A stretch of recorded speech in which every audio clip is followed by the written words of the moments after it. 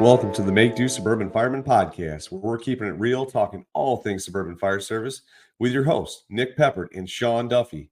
This podcast is done in partnership with the Rust Belt Jakes and Build Your Culture. So grab a drink, pull up a chair, and let's go.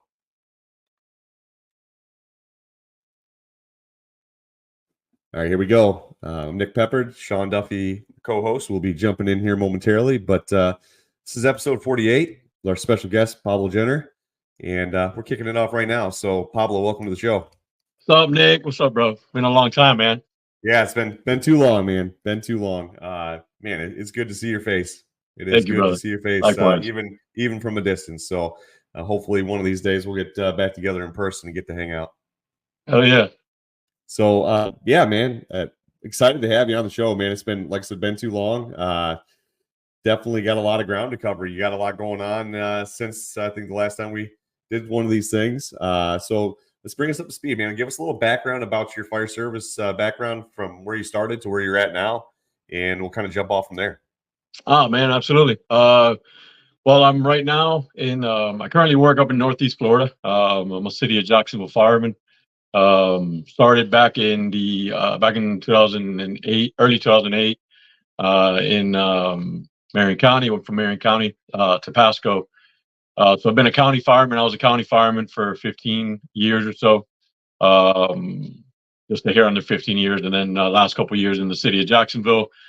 So about 17 years in total on the job. I see Sean's face there, ugly as ever. There, that's my man right there.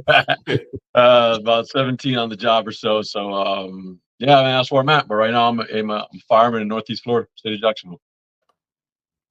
Oh yeah, man. So sounds like you're having a blast there. They got you in the training division right now, so that's kind of Yeah, cool, bro. man. Yeah, they got me up in the training division right now. Like I said, my actual assignment for the city right now is I'm on one of the squads. I'm assigned to a squad company, but currently, as we speak, and it might change here in the next few months. But currently, as we speak, I am in the training division, working with the recruits. Not only am I working with recruits, but I dabble into the USAR series and some other classes that they might put together throughout the year. But currently, I'm working with the recruits there in the training division. Yeah, man, that says a lot, about your background. Folks that know you know that obviously you and Sean co-founded Build Your Culture, and obviously want to talk about that a little bit here in a few minutes. But you got a passion for the job, passion for training, and I couldn't think of a better guy to be in the training division. So hopefully they keep you there for a little longer. Man, yeah, I appreciate it. And it's weird, bro, because uh, for the better part of, I mean, even going back to pre my fire rescue days, ambulance, whether it be an ambulance or cutting my teeth in the ER of a hospital, I've been doing shift work for the majority of my adult life. So all of a sudden, going to a 20, from 24/48 or shift work, way back in the day, to a Monday through Friday. It's a weird transition, and the hardest part of the transition for me um, is not feeling like one of the guys. That is hard. I never thought that feeling would actually come into fruition or play in my mind. But it's funny how the mind plays tricks on you. I legitimately feel like a fraud. I don't like it. It feels weird. I love it when I'm there. I love it in the sense that, like, I get to spitball my passion and share some of the experiences and knowledge that I've gained throughout the years. Regurgitate some of the information that I've been blessed to receive. But as far as, like, just feeling like a fireman, like the true essence of a fireman, that unfortunately has gone away a little bit. I don't feel like one of the guys, and that's just, I tell them I don't need a woe is me party, but I just say that because that's just a true feeling that comes over someone when it just gets randomly, like, not taken away, because I'm obviously there. I'm volunteered to be there. They've asked me, so it's not like it got taken away. I don't want to use that phrase, but when it all of a sudden, when it gets taken away real quickly, I don't feel right just yet. So the adjustment hasn't hit. Yeah, no, I mean, I honestly, man, have never been in a staff position, and I can't imagine doing anything other than shift work for the bulk of my career. I mean, over 19 years now, it's been all shift work. So I can imagine that would be quite the adjustment period going from shift work for most of your adult life to a Monday through Friday gig. But I mean, I think that says a lot though about the drive to be a fireman, right? You're used to cutting your teeth in the streets, doing stuff, running calls, and Yeah. I think for anybody that's into the job, that's it's a big adjustment. So hopefully, hopefully there's some positives though that come out of it, man, for you. I think you're reaching a lot of people. It sounds like if you got recruit classes coming through, and that's probably, I'm sure for you, one of the more exciting parts is being able to kind of get these guys from the word go and kind of impart a little bit of that passion, a little bit of that knowledge. Yeah, definitely. And the hardest part is managing we're so used to every single time that we touch someone in the circuit, whether it be Sean, yourself, or anybody of what we do, any of the guys that we interact with, we're so used to that the interaction being with someone that's there at a conference.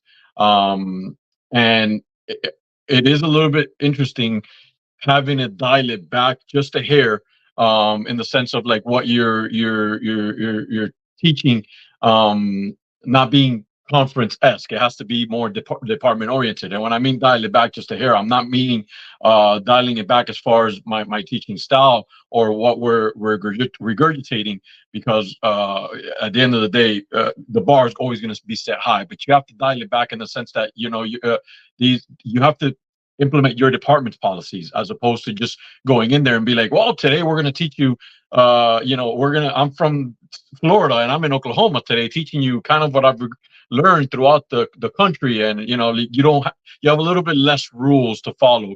But as when you are working within your own training division, you do have to follow your own department's guidelines and SOGs and policies and all that type of stuff. And that, and it is what it is. That has nothing to do with where I work. That could be from Key West all the way to you in Wisconsin. It doesn't matter. So it's just a little bit of an adjustment too, is having to adjust the style. Yeah, 100%, man. So, Sean, it's good to see your beautiful face. I know that you've been pretty much going nonstop for weeks now. Coming off the heels of Great Lakes Hot, looks like it was a really great conference, man. Good to see your beautiful face, my friend. Tired face, more like it. I was just literally got in from rope rescue training. Had a quick dinner and then sat down. So glad to be here with you. I'm going to translate. He was doing handcuff knots with his buddies in the supply closet. I'm just throwing that out. Bro, he's more into the balloon knots, bro.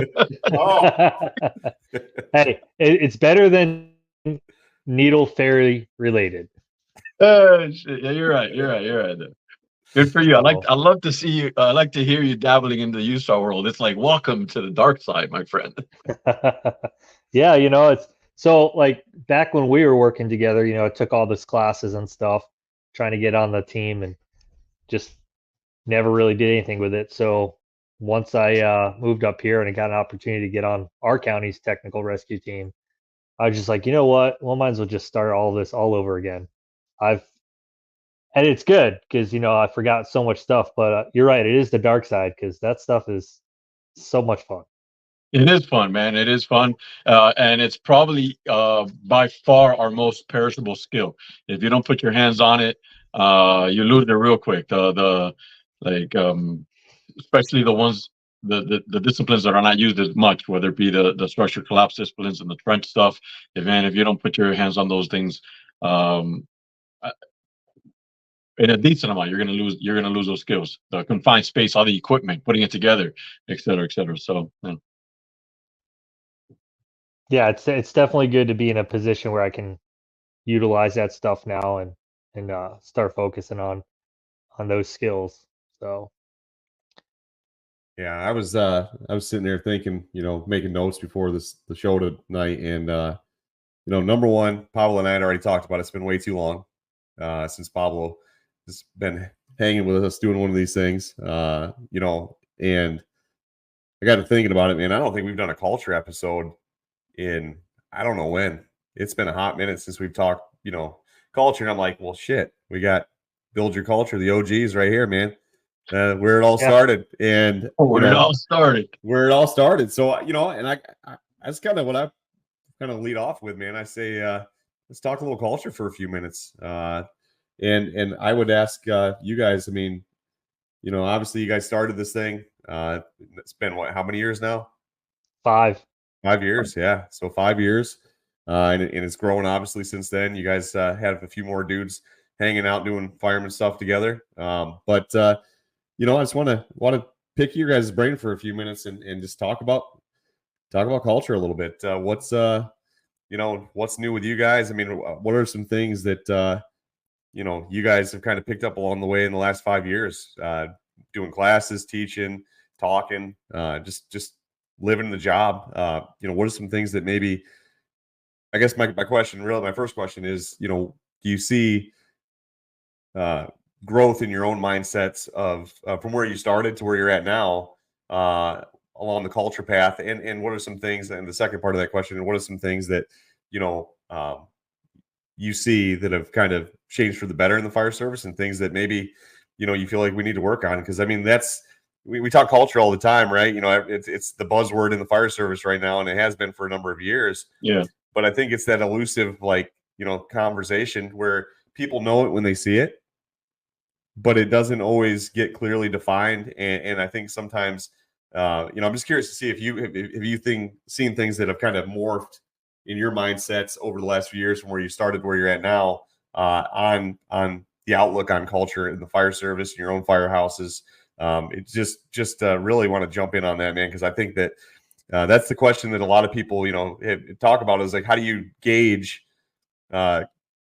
cultural progress? I mean, what is your benchmark? Because I feel like there's so many little things that go into it, right? We had this conversation in my firehouse the other day. Someone watched a podcast with Jocko talking about culture, and so it's not just the fire service; it's the corporate world, it's the military, it's all over the place. But there just seems to be, a lot of conversation around it. But it seems like a lot of people have a hard time kind of nailing it down on what is culture, defining it, and then how do you measure it. So I'm gonna let you guys take it away, because this is I'm just priming you guys. I mean, I'm like the little primer motor, man. I'm just getting the pump going. Listen, Sean, you go first. But before you go first, I gotta say something though. Build Your Culture. Yes. We started it, all that type of stuff. I always joke around. I'm the other half of we. Whenever Sean says we and this and that and stuff like that, I'm gonna clear the air right now. I wanted to clear the air. I'll use the analogy of someone that's trying to open a door. I came in with a Halligan and I created my gap and I cracked it, and I was like, I see the door cracking, and I'm almost there. And fucking Sean came in with his fucking boot and knocked that motherfucker off the hinges. So that dude got a little vision that we thought of what it was, or what it was going to turn into, and he took it and he ran with it, created the search for survival class, had ran with it, and went from someone that most people across the country weren't aware of, even though they should have been, to headlining FDIC and stuff like that, just out of pure hard work. I was at the front door cracking that motherfucker when he kicked it off the hinges. So as much as I appreciate the whole, like, you guys started it, as it's we might have done that, but that fucker fucking led the way with bright ass flashlights, as most of us were right behind them, fucking riding them coattails, bro. So knock yourself out, and you could start that question, my brother.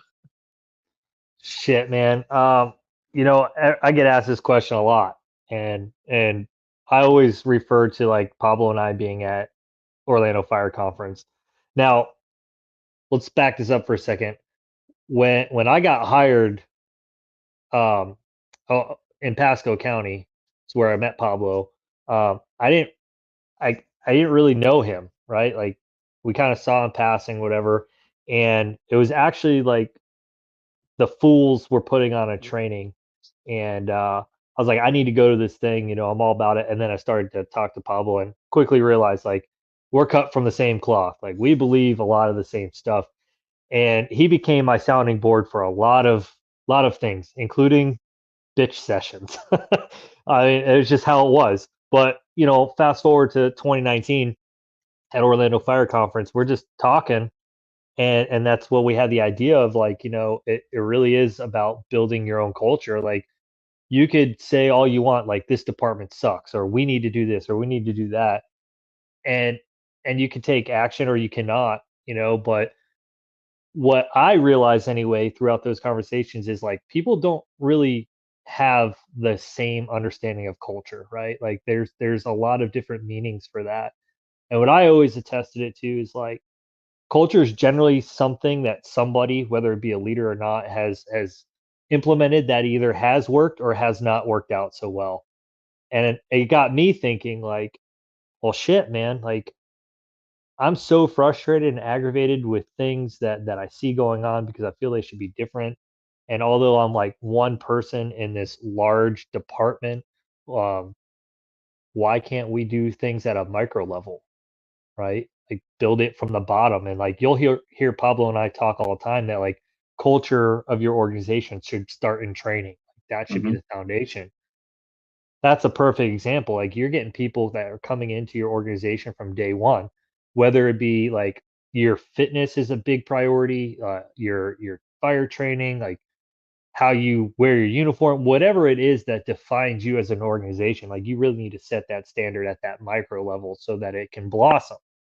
And what I've noticed is, I used to get very frustrated because I'm passionate and I want things to happen quickly. Wasn't really getting anywhere with that. But if I would have just stayed motivated, right? Like, you could be dedicated to something, but once you lose your motivation, like, that's it. Like, it's all downhill. Stay motivated. Like, don't let anybody sidetrack like what you got going on. And hell, you might be the only one doing something, and you might be the only one doing it for a while, and you're going to take a lot of shots for it, and people are probably not going to like you for staying true to your values. But eventually people will come along and they'll pick up on little things, and you'll see that people start imitating those little things, whether it's how you check out the rig, or that every Monday you take the tools off and you clean them, or whatever that looks like for you. And then they start doing it and other people start doing it, and slowly but surely, like, that is the basis of you building your culture right there. Mhm. So, to answer some of your question, what I have noticed over this 5-year period is that people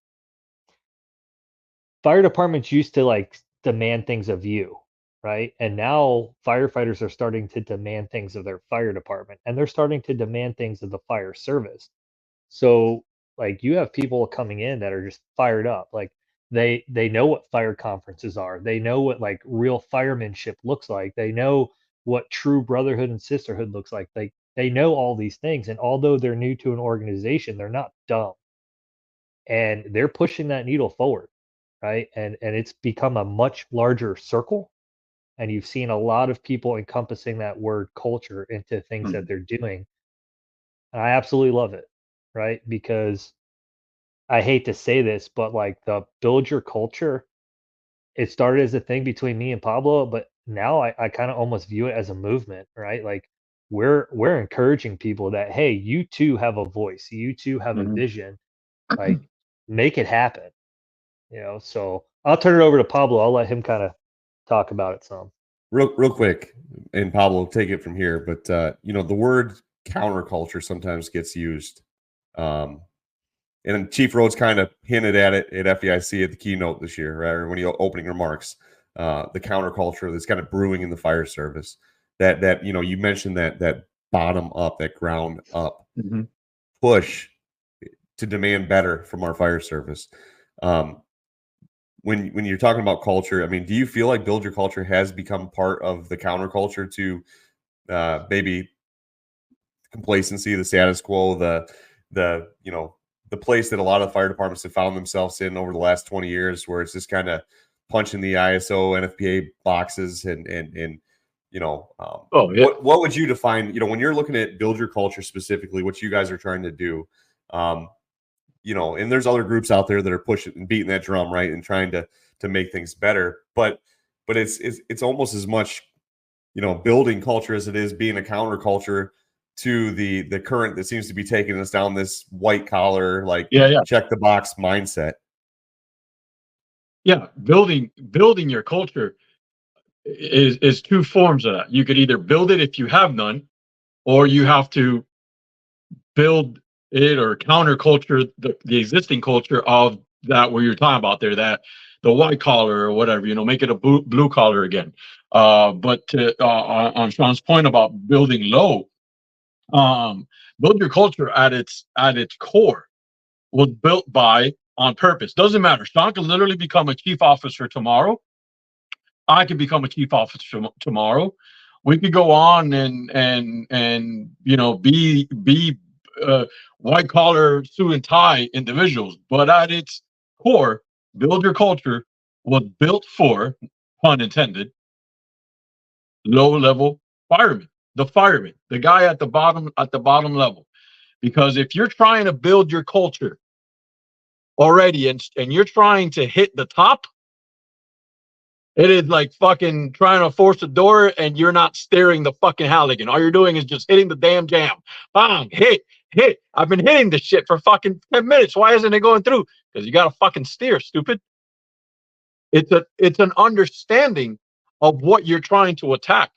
So with that said, the random analogy, and I used this at Great Lakes when we did the round table, but the random analogy is you individuals like oh, Sean, is we have to be somewhat of a terrorist. And I use that word in the sense just as an analogy for this, but like you have to attack low. Terrorists are patient. They're patient. They don't attack high. They attack low from the ground and then just start letting that infiltrate in, right? So in that sense, you have to be able to do that to your own organization if you want to be able to change your culture, build your culture.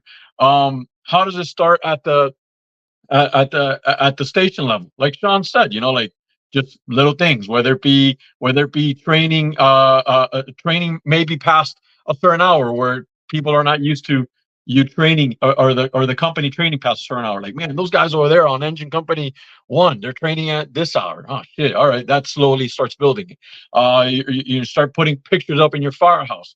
Man, have you been to fucking engine 1 lately? Fuckers have a bunch of pictures up. Just slowly things like that start infiltrating.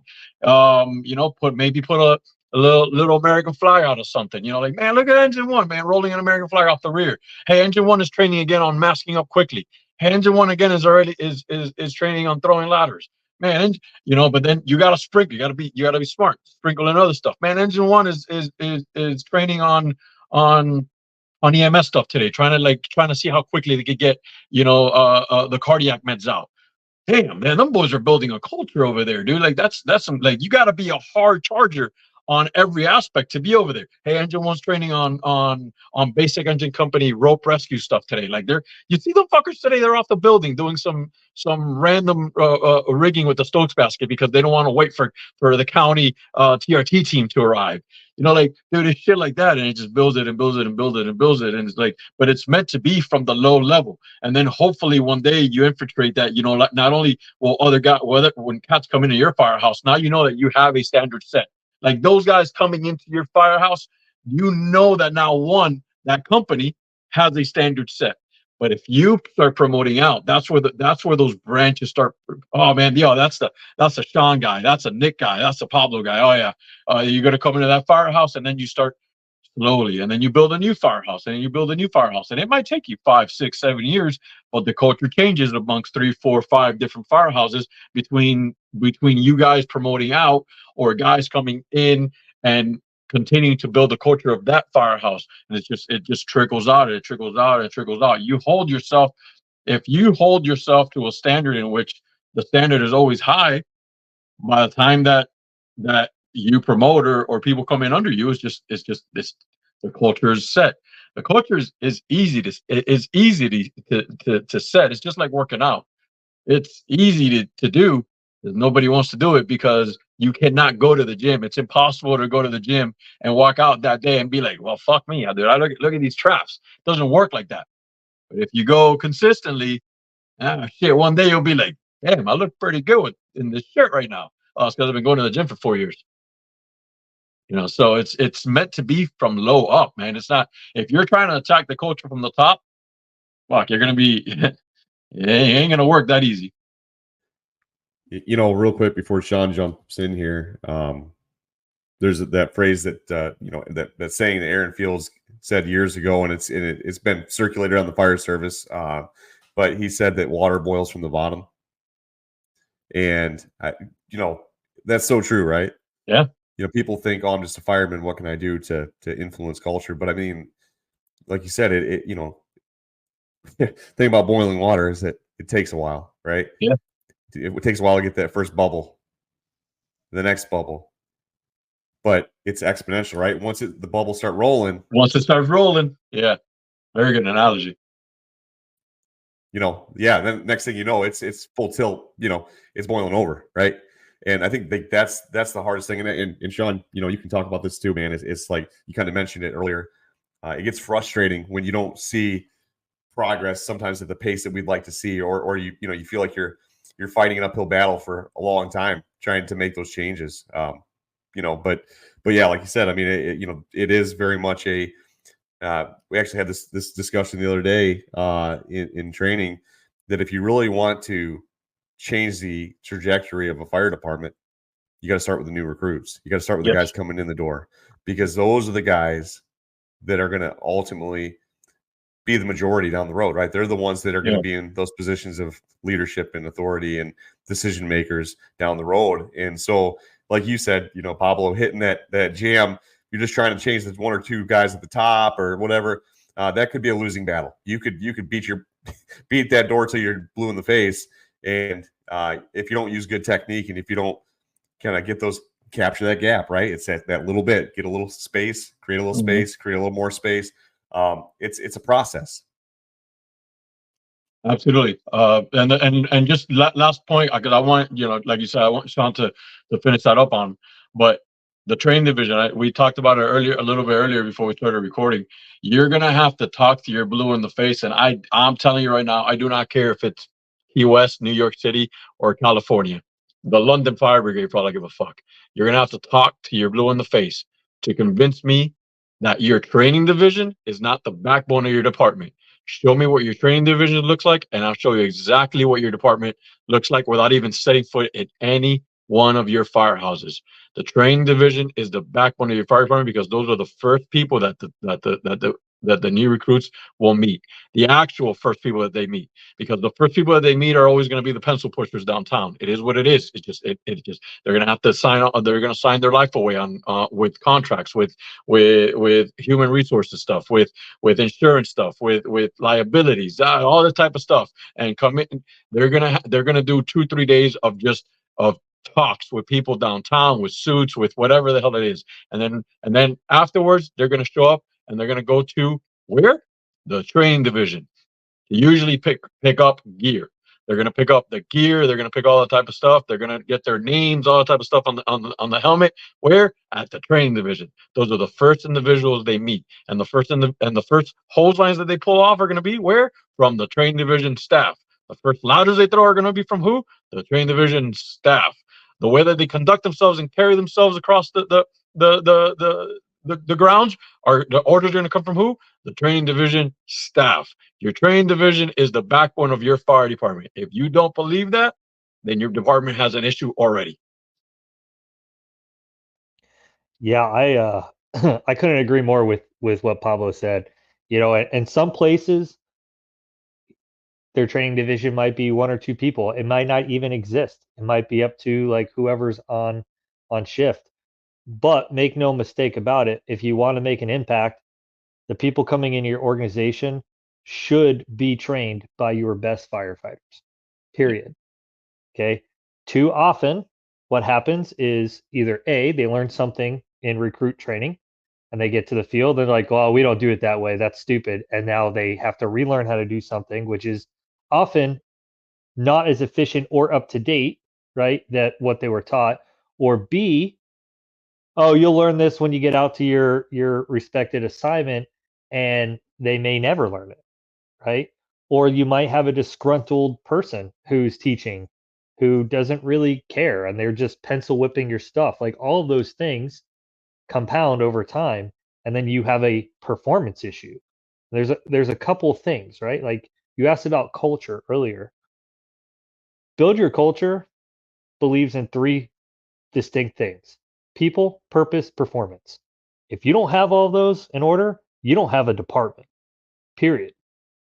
You got to have the right people. Once you have the right people and they're trained, you got to give them motivation, which is their purpose. Why are they here? What do you want to do? How do you want to achieve it? And you've got to give them the tools to be able to do that, right? People, purpose, and then performance. Once you get those two dialed in, your performance issues are going to take care of yourself because you have people that are doing things that actually give a fuck about doing them. Not people that are there just for the benefits or the schedule or the perks of being a firefighter or any of those things. You have people that are showing up to duty, knowing damn well what they signed up for, that are proud to be there and want to continue to get better. Those are your three benchmarks you have to hit. Now, when it comes to culture, there's generally three different kinds. You either currently have one, right? You want to become one.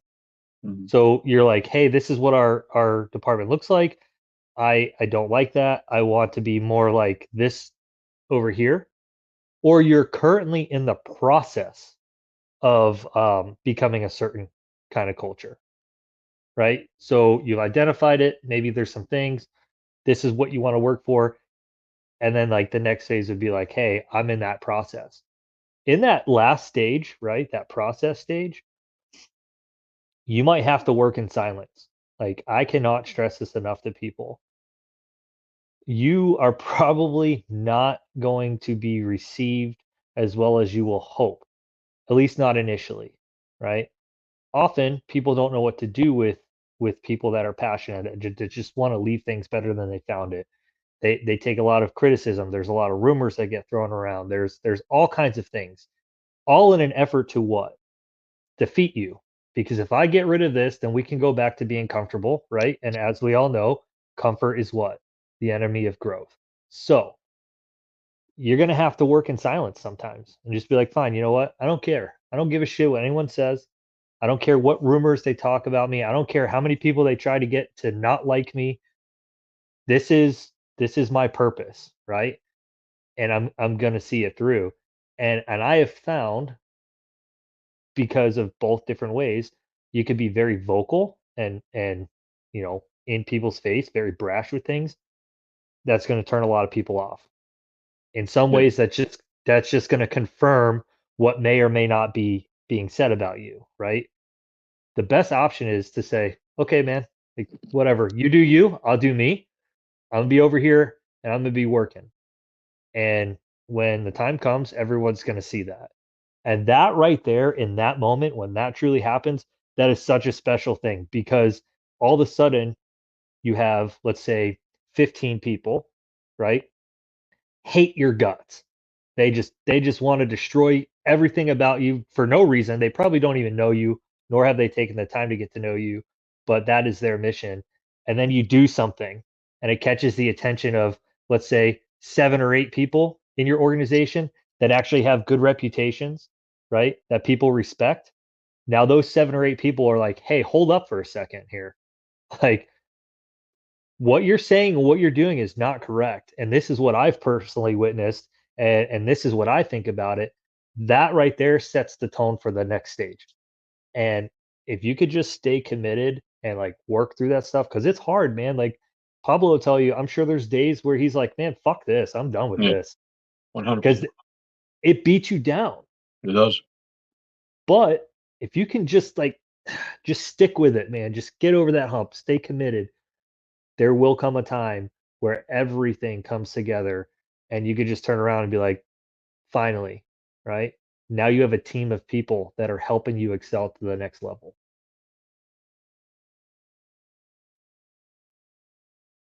Dude, that's yeah, I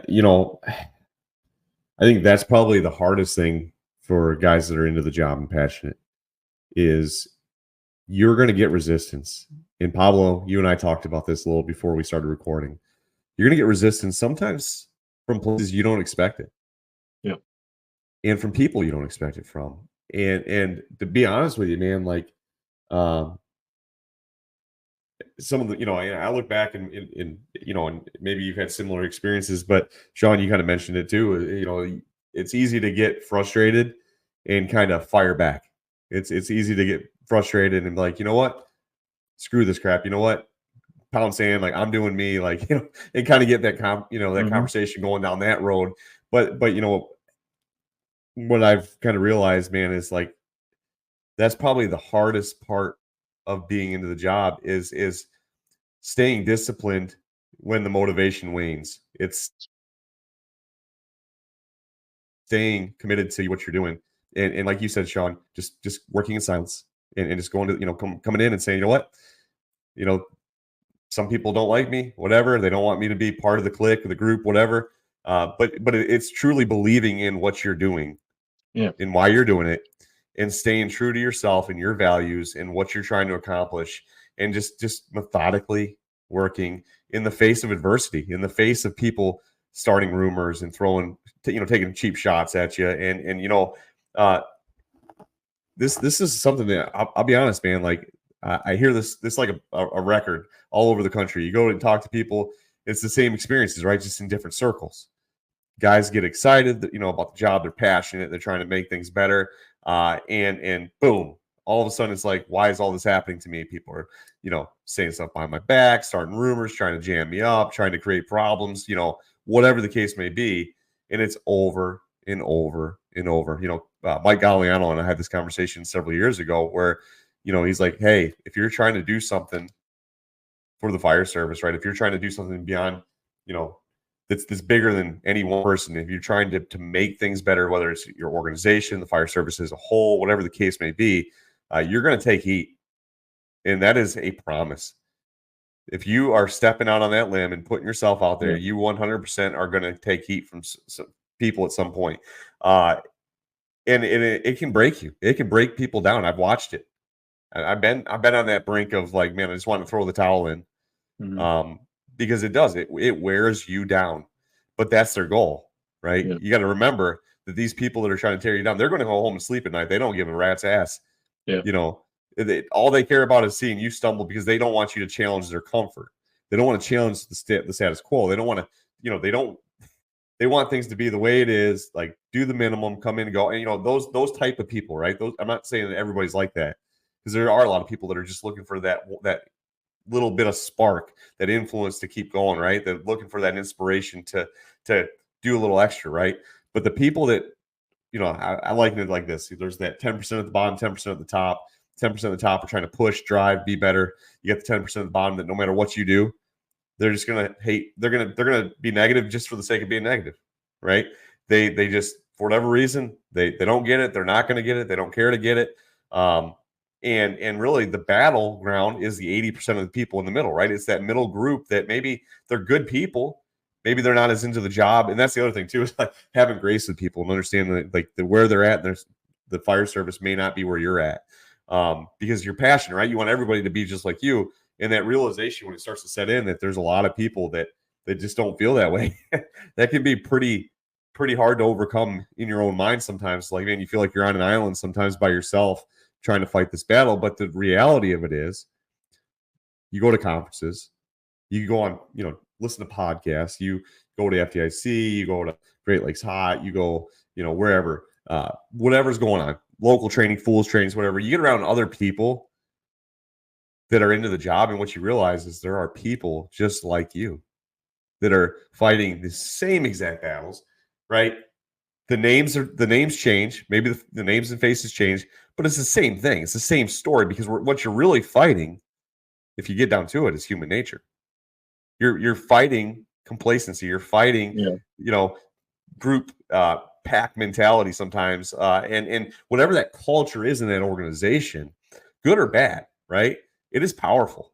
It is very powerful. And that's why you see chiefs come in and try to change cultures, and they get eaten up and spit out. In 5 years, they're down the road, right? Yeah. You see guys come in, guns blazing, and man, like, they got that short burst of passion, energy, and then someone pours water on them and just crushes them, right? And they're done. And you know, so really, where does the change come from? And Pablo, I'll let you answer this, man. You know, when you're facing those type of things, how do you keep going? How do you keep going in your mind? And what is the advice you would have for those that are fighting those battles to kind of stay in the fight, you know, to go the distance? You have to control your controllable. You're never going to go in like a bull in a china shop and try to change something and be viewed well. You have to be able to stay within yourself and be a terrorist, right? Kind of just be patient. How does you just gave the analogy of the officer, the chief officer coming in and like trying to change the culture within 2 or 3 days and then just getting, you know, like not really working out. Well, yeah, no shit. That's the same thing as, you know, like uh, Sean and I, or you right now, Nick, as you know, as a fireman, you know, like going from one firehouse to the next.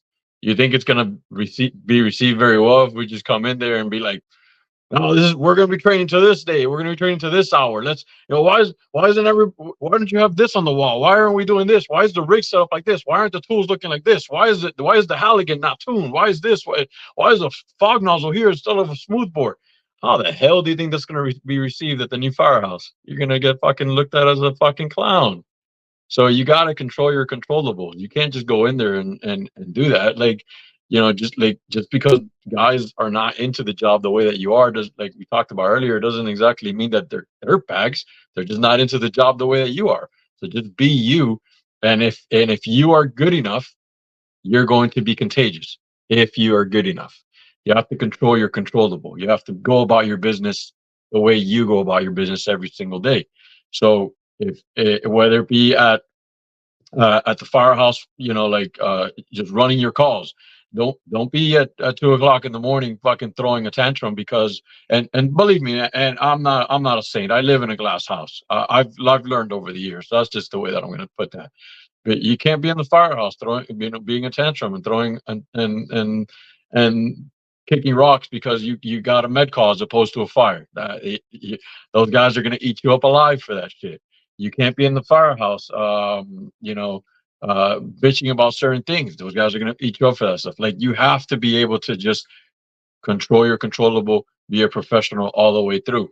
You know, and if you're trying to make a difference in whether it be in a training division, whether it be in a firehouse or whatever, and you hear, oh, this guy's talking shit about Pablo, this and that, but you know, like, oh, this dude said that Pablo said this, or that dude said that Pablo said that.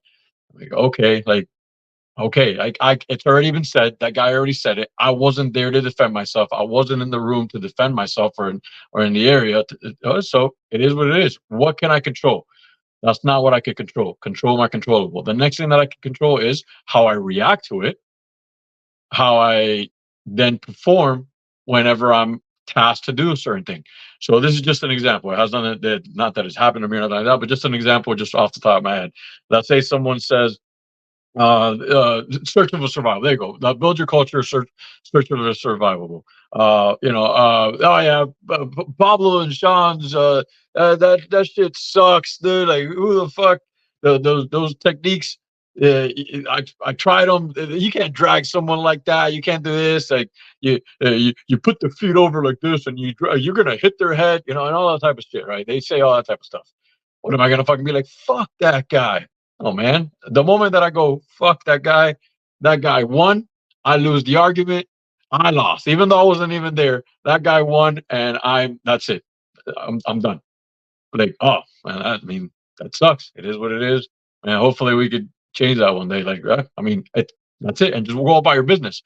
I'm human. We're all human. I'm not saying that shit doesn't bother me, but I can't control that anymore. That's not my controllable. My controllable is though, hey, you know that next week we got a training going on. Why don't you just come? We're doing battalion training.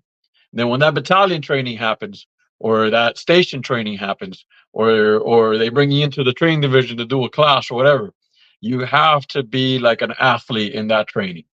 Athletes get told all the time in the newspapers, whether it be a fucking low-level utility player to LeBron James.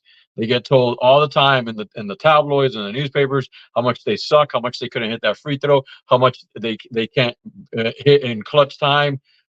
What happens with the good ones? They come up with fucking bottom of the eighth, games on the line, and they get that clutch base hit. They have to. That's the way they perform. So my controllable is how I perform. My controllable is how I react. So I'm going to react to the news as, oh, well, okay, whatever. And then my controllable is when I perform, I'm going to perform the skill that you said is not going to be, is not well, extremely well. And not only that, but I'm going to control the room in the way that I talk, the way I articulate, the way that I'm able to express how everything that I'm doing has a purpose, how all of the body mechanics have a purpose behind them. What happens to the body when you do this? What happens to the body when you do this? What happens to the body when you do this? Same thing with roof ventilation. Oh, well, you can't use a roof ladder because you have to use a roof ladder because of this and because of that. Okay, I can't control my controllable. Someone said that, it's already said. Okay, but what can I control? How I react. And then when I come and I talk about vertical ventilation, all right, let's talk about what the issues are with the roof ladder. What is your pitch? How much does it? How long is the roof line? Is it conventional? Is it lightweight? Where's the fire? Is it a room and contents fire? Is it an attic fire? Are we distributing weight because are you wanting a roof ladder because you want to distribute weight over fire because that's going to open up a can of worms? Or are you trying to distribute weight over a pitched roof? That you have to counter attack your attacks with professionalism and then a very athlete style clutch performance when then asked to perform.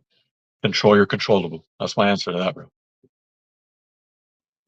Yeah, I had to write that down. I mean, because that is, when we talk about our circle of influence, right? That's another way to look at it too, right? What can you control?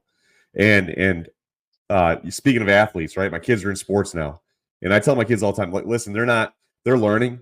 They definitely didn't even come close to winning all their games this year. And frankly, I mean, my to my daughter's credit, her basketball team, they had some close games. I mean, they played and played and played. They didn't win a single game till the very last game of the season, and that's hard. It's hard to stay motivated when you're getting devastating losses, close losses, right? You're competing, but you're not winning. But and I would tell her after every game that the only two things that you can control is your effort and your attitude. You can't control what other players on your team do. You can't control your coach. You can't control the referees. None of that, right? The only thing you can control is your effort and your attitude, right? Your own performance and the way that you respond to people, to adversity, right? Right. And so I love that analogy because it is very much that mindset. And one of the things that Sean, and I'll let you weigh on this, but my thought process over the last few years has shifted to realizing that knowledge and consistency will trump your passion all the time, every time. Like, passion is great, right? Every single time though, when you're looking for long lasting growth and change, right? Passion alone will not carry you, right? Because passion's up and down, right? You get, some days you feel motivated, some days you don't. It's not, I guess what I'm saying is this, like if I'm wide a fireball, right? And I'm always, we need to do this and this and this and this. And at the end of the day, like being able to control your controllables, like you said, keeping a level head, right? Not letting that passion boil into frustration, right? Not saying not to have passion. Don't get me wrong. That's the fuel that keeps you moving, right? But what I'm saying is, like, when you're dealing with other people, it seems like you have more weight when you can just give them factual information. Like, this is why we do this drag this way. This is why we operate this way. This is why we cut this roof this way. This is the why. Here's the information, right? And I'm going to consistently apply my craft over time, right? I'm going to come in every day. I'm going to work out when I don't feel like working out. I'm going to check my SCBA the right way, all the way, every single time. It's those little things, that consistency over time, right? Coupled with solid knowledge. It's hard for people to refute facts when the people want to get these emotional conversations, because keep in mind, people that are, and this is in the context of, winning those battles in your own firehouse, right? A lot of times when people try to solicit an emotional reaction from you, it's just that they want to get you fired up, because they know once you get, that emotion bubbles over, right? And they get you to that, go pound sand situation, where you're like, hey, you know what? Screw you, dude. Guess what? They've already won the battle. Because that's what they're doing. They're just poking the bear, right? There are people don't want to believe this, but there are people that they don't really care about what you think at all. They're just there to poke the bear, to try to disprove you, to try to bring you down. Like, and they'll take your passion and use it against you. They'll take the emotion that you bring to the job, and the passion and the personal stuff that you bring to the table, and they'll twist that around and try to spin it around on if you let them. And like, that has probably been one of the hardest lessons that I've had to learn, is that it's have passion, right? Be yourself, be true to yourself, but understand when you're dealing, especially when you're dealing with like officers, chiefs, like people that are bean counters, like all the passion in the world is not going to sway them. You know what's going to sway them? It's having your shit together, right? Having your ducks in a row, and being consistent over time. Because when you're the same person, shift in and shift out, even when it's not sexy, and you're still out there grinding, and you're still doing going the extra mile, working out, training, your mindset, like that stuff over time carries so much more weight than short-lived passion, right? Because you see guys, like I said, they come in and they got this wave of passion, and someone pours water on it and they just crush them. And the problem is, it's hard to stay at that level. When I'm talking about like that level, I'm not talking about performance. I'm talking about passion. It's hard to stay wound up, right? To be like high energy all the time. That is very, very difficult. But what wins the battle, in my opinion, is the consistency, that grind when you're tired, that grind when you are getting beat down. It's the taking on the cheek and turn the other cheek and keep rolling, man. It is so, there's so much power and so much weight in the guy that just keeps coming. He don't give up. He gets knocked down. He gets back up and owns it and keeps moving. Like, man, that is one lesson. I'll be honest, man. Like, I've learned some of this stuff the hard way, and got to the point of feeling burnt out, got to the point of feeling just utterly downtrodden, discouraged, feel like you're just wasting your time, wasting your breath. But make no mistake, there are people watching, even when you don't realize it. There are people looking up to you, because you're doing, maybe you're the voice that they wish they had. And sometimes that voice is just your action. It's your performance, right? It's getting out there on the field of play and doing your thing. Sometimes we say more with what we do than what we say.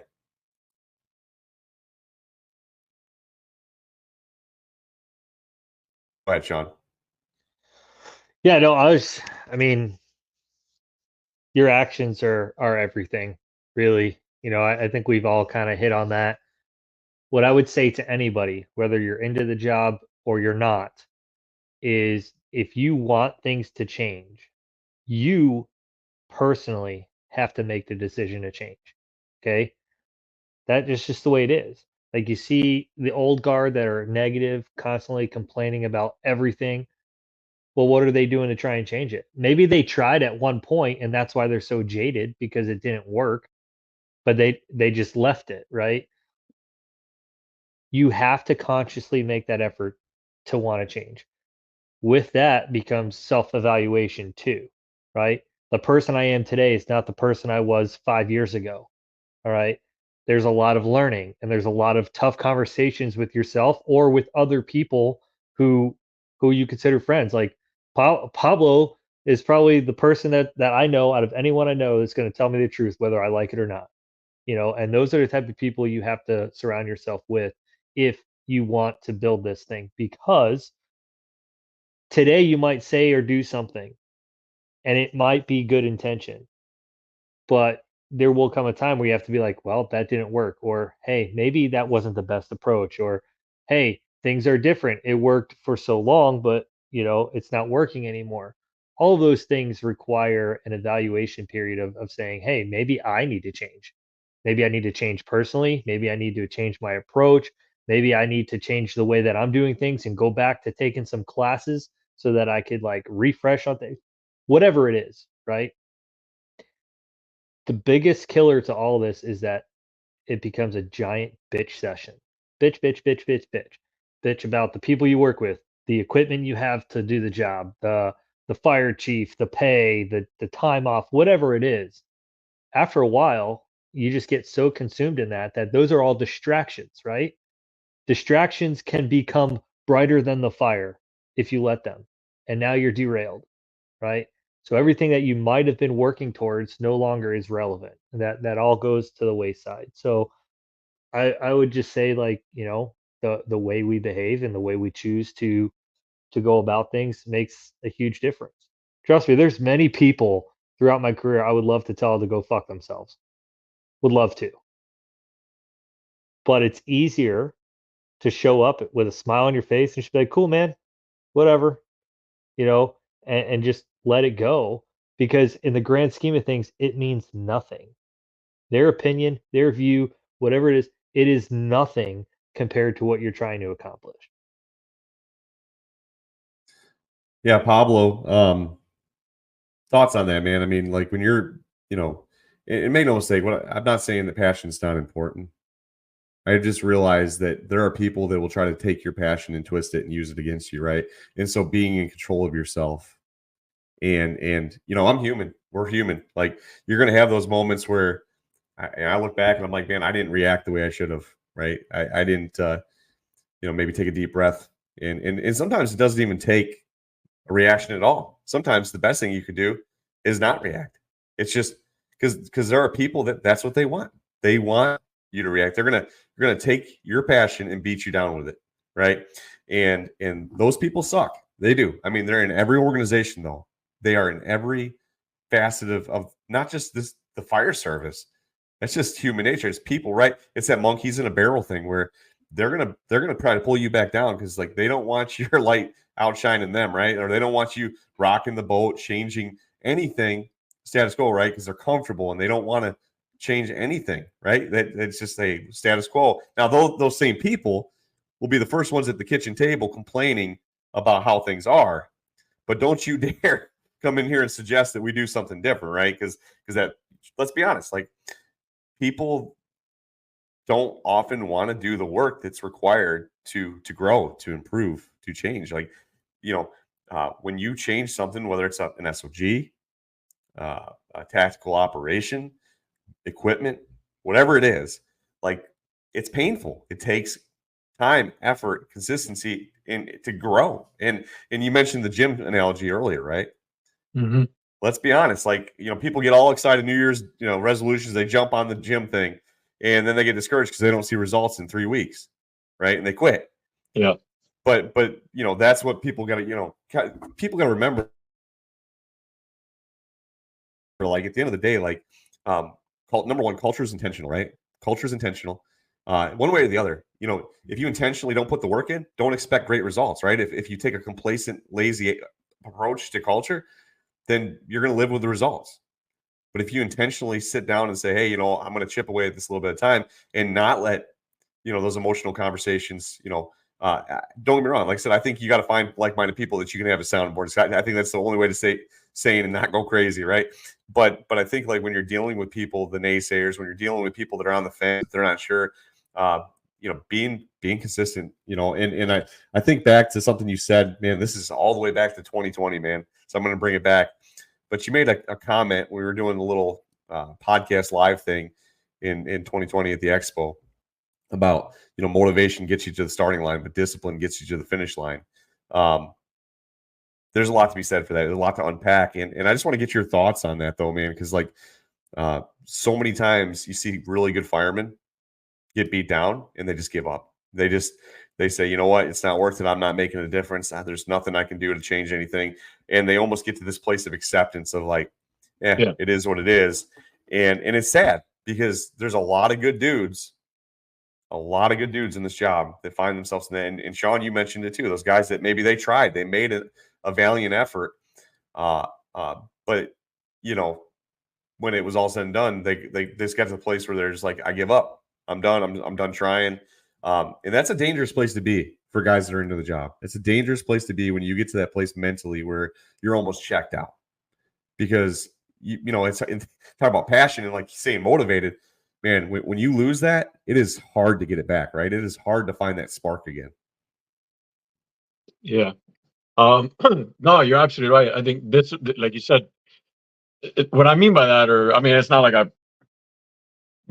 made that quote up or nothing, but what I mean by that is this, you know, discipline does take you to the finish line, because at the end of the day, like, you're gonna come to work one day and be like, man, I really don't want to do this. I don't really want to take off my air pack. I don't really want to take off the airway bag. I don't want to take off this. I don't want to do this. I just want to sit, you know, tits up in the recliner, whatever the hell it is, you know, for the day. And I'm not trying to say some people don't take, you know, it's hard to bring in 100% every single day. I get it. I understand that. But if you bring in discipline every single day, and you discipline yourself, and you go about your business the right way every single day, then people have no choice but to at least respect the person that you are. And when they respect the person that you are, they tend to tread a little lighter when they talk about you when you're not in the room, because at that point they start realizing, man, I can't say, you know, Pablo sucks in here, because there's going to be at least 3 or 4 cats in this room right now that are going to look at me weird, because they see that cat coming in every single day at a certain time, doing the same things every day, being a professional, being a professional on calls, on med calls, on fire calls, on fire alarms, whatever. Like, he's a professional. And I think when you stay as a professional, when you stay true to yourself, and you stay disciplined in yourself every day, that, you know, to bring it back and to tie it all together, that is the essence, and that is the core of Build Your Culture. At the end of the day, you know, and those are the ones. That's the one that you have to really keep in your mind, because it is easy to build your culture if you are going to work for I don't know, the Chicago Fire Department, the Boston Fire Department, the FDNY, whatever the hell, you know. It's easy, or it doesn't matter. You could be working in a smaller department with a badass culture, whatever. It's easy to build your culture when you go to a firehouse there, and it's like, oh yeah, I'm building it. No, you know, you're not building a culture.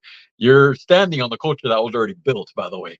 You know, so when we talk about building your culture, and you're going to meet that resistance, like you both just alluded to, that's where you have to stay disciplined, because motivation is absolutely going to get stomped on. And if you're relying on motivation, you're going to come in and be like, all right, well, fuck it, you know, it is what it is. But no, it isn't what it is. Now, that does not mean to come in every single day then and be like, you know, let's just say you guys are on the station that I'm there, and you guys are the ones that are stomping down my motivation, my culture wanting, so to speak, right? It's easy for me to either take the route of, fuck it, I'm, you know, tits up in the recliner, it is what it is, these guys don't care, and just kind of conform. That's easy. The other easy route is to also come in and be like, fuck you, Nick, fuck you, Sean, and in fact, you guys suck, blah, blah, blah. And all of a sudden, what do? Fucking alienate myself. And all of a sudden, it's 3 or 4 against me, and next thing you know, I'm barely eating dinner with the crew. You know, like, I'm in the back and on the phone with my wife saying, fuck this place, blah, blah, blah, right? You know, like, that's the easy part too. The other part, there's the third part, the shit that ain't easy, is you just come in with a smile on your face and just go to work. And just go to work. I'm not there to change Nick, and I'm not there to change Sean. As a matter of fact, you guys might be cool as shit. You guys might be really cool to drink beer with. You guys might be really cool to hang out with on the side. You might be really into fishing. You might be really into sports. You guys might we might have shit in common. But guess what? The fire service ain't one of them. So it is what it is. So just come in and be disciplined. Be disciplined until one of two things happens. You either A, leave the firehouse because, hey, guess what? We don't have to stay at a certain place. You could either leave the firehouse and go to another firehouse that's more conducive to your environment. Go to another department that's more conducive to your department. That's a little bit more extreme, but it is what it is. Or B, maybe, just maybe, by you being disciplined in yourself, not coming in trying to be the bull in the china shop, and just staying disciplined, not having motivation, but just staying disciplined and coming in and being a professional every day with the way you go about your business, from checking off the rig, from time of arrival to checking off the rig, to how you act on a medical call, to how you act on a fire alarm, to how you act on fires, any of the above, how you act to do overhaul, how you act to do how you act on everything, how to be a professional, how you prepare for the job. You always hear about athletes and the Peyton Mannings of the world and the Derek Jeters of the world being very professional, how they prepare for their job, how they watch tape, et cetera, et cetera. If you prepare and you're just disciplined, maybe, just maybe, the third option of that is those guys start being like, either A, conform, and like maybe they start picking up some of your habits, and you won. At that point, you won. If they picked up any of your habits, you won. Or B, they just won't even say anything rude about you at that point. They won't even try to bring down your light, like you just said, to make theirs shine brighter. Because at that point, people that watch you every single day be such a professional, they're gonna look at you and be like, Nick, what the fuck are you talking about? And I know that cat's a little bit weird about the job, and he's pretty ate up and shit, bro. But man, he ain't that bad, bro. What are you talking about? And then all of a sudden, you look like the asshole. So be a professional. Discipline equals being a professional, bro. Like, you're talking about discipline equals freedom. Yeah, Jocko and all that shit. Cool. Discipline equals being a professional. If you could be a professional and you should come in and just do your job the right way at that high level, it'll usually turn out pretty well. Dude, I love it because, man, like, you hit on something really, really important there. It's easy when it's all rainbows and butterflies. You come in, you got a strong culture, guys like going to work, they're high-fiving, high performers. When you come into a culture of high performers, when you come into a culture of guys that want to be there, that are into the job, that want to go to fires, that want to train, like, man, like, that's awesome. When you come into that culture, but like you said, you're not building anything. You may be building on it, but you're standing on the shoulders of giants that have come before you and have built that already, right? Exactly. So what I want to ask you, and both of you guys weigh in on this and you get this question a lot. I get messages about this. I'm sure you guys have too.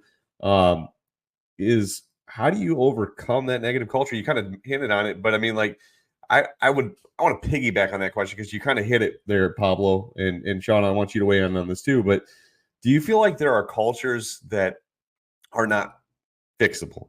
Are there cultures that no matter what you do, that are not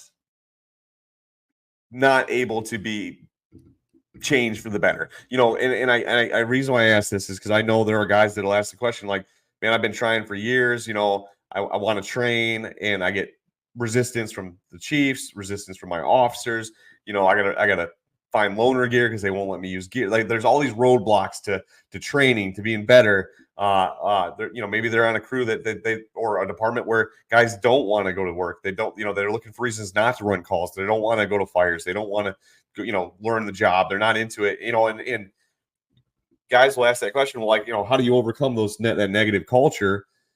And my piggyback question to that is there a point where, you just say, I'm going to be a professional no matter what? And one of two things, like you said, either I'm going to go find some place that more aligns with my culture, cultural expectations, or, is it one of those things where you just chip away and you fix what you can fix? I think there's multiple answers to this question, but I want to get your guys' take on it because there's a lot of people that feel like they're in a lose-lose situation. There's departments out there where they feel like no matter what they do, the problem's too big, it's too entrenched. There's nothing they're going to do to overcome that. And so what would you guys say to that? What would you say to the person that says, man, I've been trying for the last 3, 4, 5 years to make things better, and nobody listens, nobody cares. It's a constant uphill battle. Is there a point where they would be better off maybe going somewhere else? Or is that one of those things where they play the long game and you tell them, say, hey, stick it out, do your thing. I mean, it's obviously situational, I guess, people's age, where they're at in their life, their career, and stuff like that. But I know, like, in this gets brought up a lot now, especially with recruitment and retention, because lateral entry is the thing now, right? It's like free agency in the fire service. Guys are able to move more freely in the fire service than ever before. And so, you always get that question. I've gotten multiple messages over the last couple of years, like, would you recommend staying or going? Would you recommend, do I stay and fight this thing out over 25 years? Or do I need to go someplace that's more along the lines of, what I'm expecting out of a fire department? And I know we've had this conversation, Sean, on previous episodes. It's been a while, but I just want to get you guys' take on it, because I know a lot of people struggle with this, because this is really, I mean, when it comes down to it, this is the crux of people's career, right? And whether they're, stay or go, right? That's always the question. Do I go someplace that more closely aligns with my values, or do I stay and fight this battle? And is there a point of no return? Is there a point of, like, you know what, I can't do anything here, or maybe I'm just not being patient enough? And it really is. It's a hard one to answer, right? And everybody's got to answer that for themselves. But I want to get you guys' take on this, because you guys have dealt with this, I think, on a lot of different levels. You guys obviously have fielded these questions through your classes over the last 5 years, and have had these conversations with firemen from all over the country. So what is the common themes that you guys see? I guess is what I'm trying to ask when it comes to that situation. Is there a culture that's non-fixable? Is there a culture that it is what it is, and you just have to accept that and either move on, or just stay in your lane and do your thing? Ooh, man, there's a lot to that question, Nick. Before I say anything, I will say this. As much as people want to fight for a positive culture, there are people that will fight for a negative culture, because that's what they cut their teeth on. That's what they're comfortable in. That's what, all they know. With that being said, coming from an individual who has worked at different places for different reasons, not always cultural aspects of things, I will say this. There comes a certain point in your career where you have to understand that this is your career, right? And you have to do the things that you feel are best for you, despite what anybody else is going to say or think, or whatever. And you only get one shot, right? 25, 30 years, man, that goes by quick. You have options. And I'm not saying that just because you're frustrated, you should always leave your fire department. That's not what I'm saying. What I'm saying is, if you are at that point where you're like, man, I don't know, I think I've done everything. I've switched station houses. I've been to every single station house on my shift. I switched different shifts. I've worked with different crews. I've changed battalions. I've done whatever I feel like I can do here, and I'm still miserable as fuck. You're probably going to be miserable for a long, long time, right? Um, you could definitely anchor in and fight it out. I'll be honest, I don't know if I'm a strong enough person for that. I don't know many people who are. That is a very mentally strong individual who can do that, and maybe they're successful. The one thing that I would never want to see, whether it be myself or somebody else, is at the end of their career say, man, I feel like I wasted it. Feel like I didn't get to do the things I was meant to do, or I wanted to do, or I didn't get to love the job the way that I'm supposed to. Like, you see all these people that are saying, like, the job's a lot more fun when you're good at it. Like, if you're not smiling, you're doing it wrong. Like, all of these things that people say, I don't believe there's a perfect fire department. I don't think that exists. Everybody has their own challenges and everything else, but you do have to find where you belong, right? That's important. And if that is not your current place, that's okay, right? Try and make it your current place. And if you have that honest heart to heart discussion, you're going to have to make a decision. I will tell you from personal experience, I was in a place where I was absolutely miserable. I would I would call out of work every chance I could just because I didn't want to be there, right? I would get in there and I was just a giant asshole because I wasn't happy. And it was largely due to my surroundings, right? The things I was being exposed to, what I was being told, like it or not, this is the way it is here, and you better just kind of like conform, right? You fit inside that box. If you just change who you are, right, and become who we want you to be, everything's going to be fine. I just couldn't do that. And when I personally made the choice to switch and go somewhere else, the very first thing that my wife said to me was, I forgot what it was like to see you smile because I was so miserable for so long. So if you think that being in a negative culture, in a negative environment, will not have a great impact on you as an individual, mentally, physically, emotionally, it will. It will also have an impact on the people you care the most about, your friends, your family, all that. It can literally change who you are as an individual. What is that worth to you? To me, my advice to anybody is don't ever let that happen to you. It's not worth it. That this job is a great one, but it's not worth losing yourself or your family over. Well, I'm not saying yourself like dying. I'm saying yourself as an individual, right? You've lost your identity, and that goes both ways, right? Like if you all you do is make this job your identity, that's just as dangerous, right? So it's definitely to me like a balancing, but I would say yes, I do agree that there are some places that are just that's how they are, that's how they've been. Change is not really likely unless it comes from all the way at the top, which even then they're going to have their unique challenges. And, at a certain point, you've got to evaluate what you personally want in your career, what your goals are, right? And just try and align yourself with a place that's like that. And it may exist within your organization, it may not, right? But if it does not exist in your organization, start talking to some people because it exists somewhere. But you might have to make some sacrifices too, right? You might have to move to another part of the state or across the country or wherever that is for you to achieve that, right? Just keep an open mind and realize that you're in control. Yeah, Pablo, thoughts, man. It's a tough spot, right? People get in Yeah. that spot, and it's wonder. I mean, is the fight worth it? What are your thoughts on that, man? It is worth it. I like what Sean closed out there with saying keeping an open mind.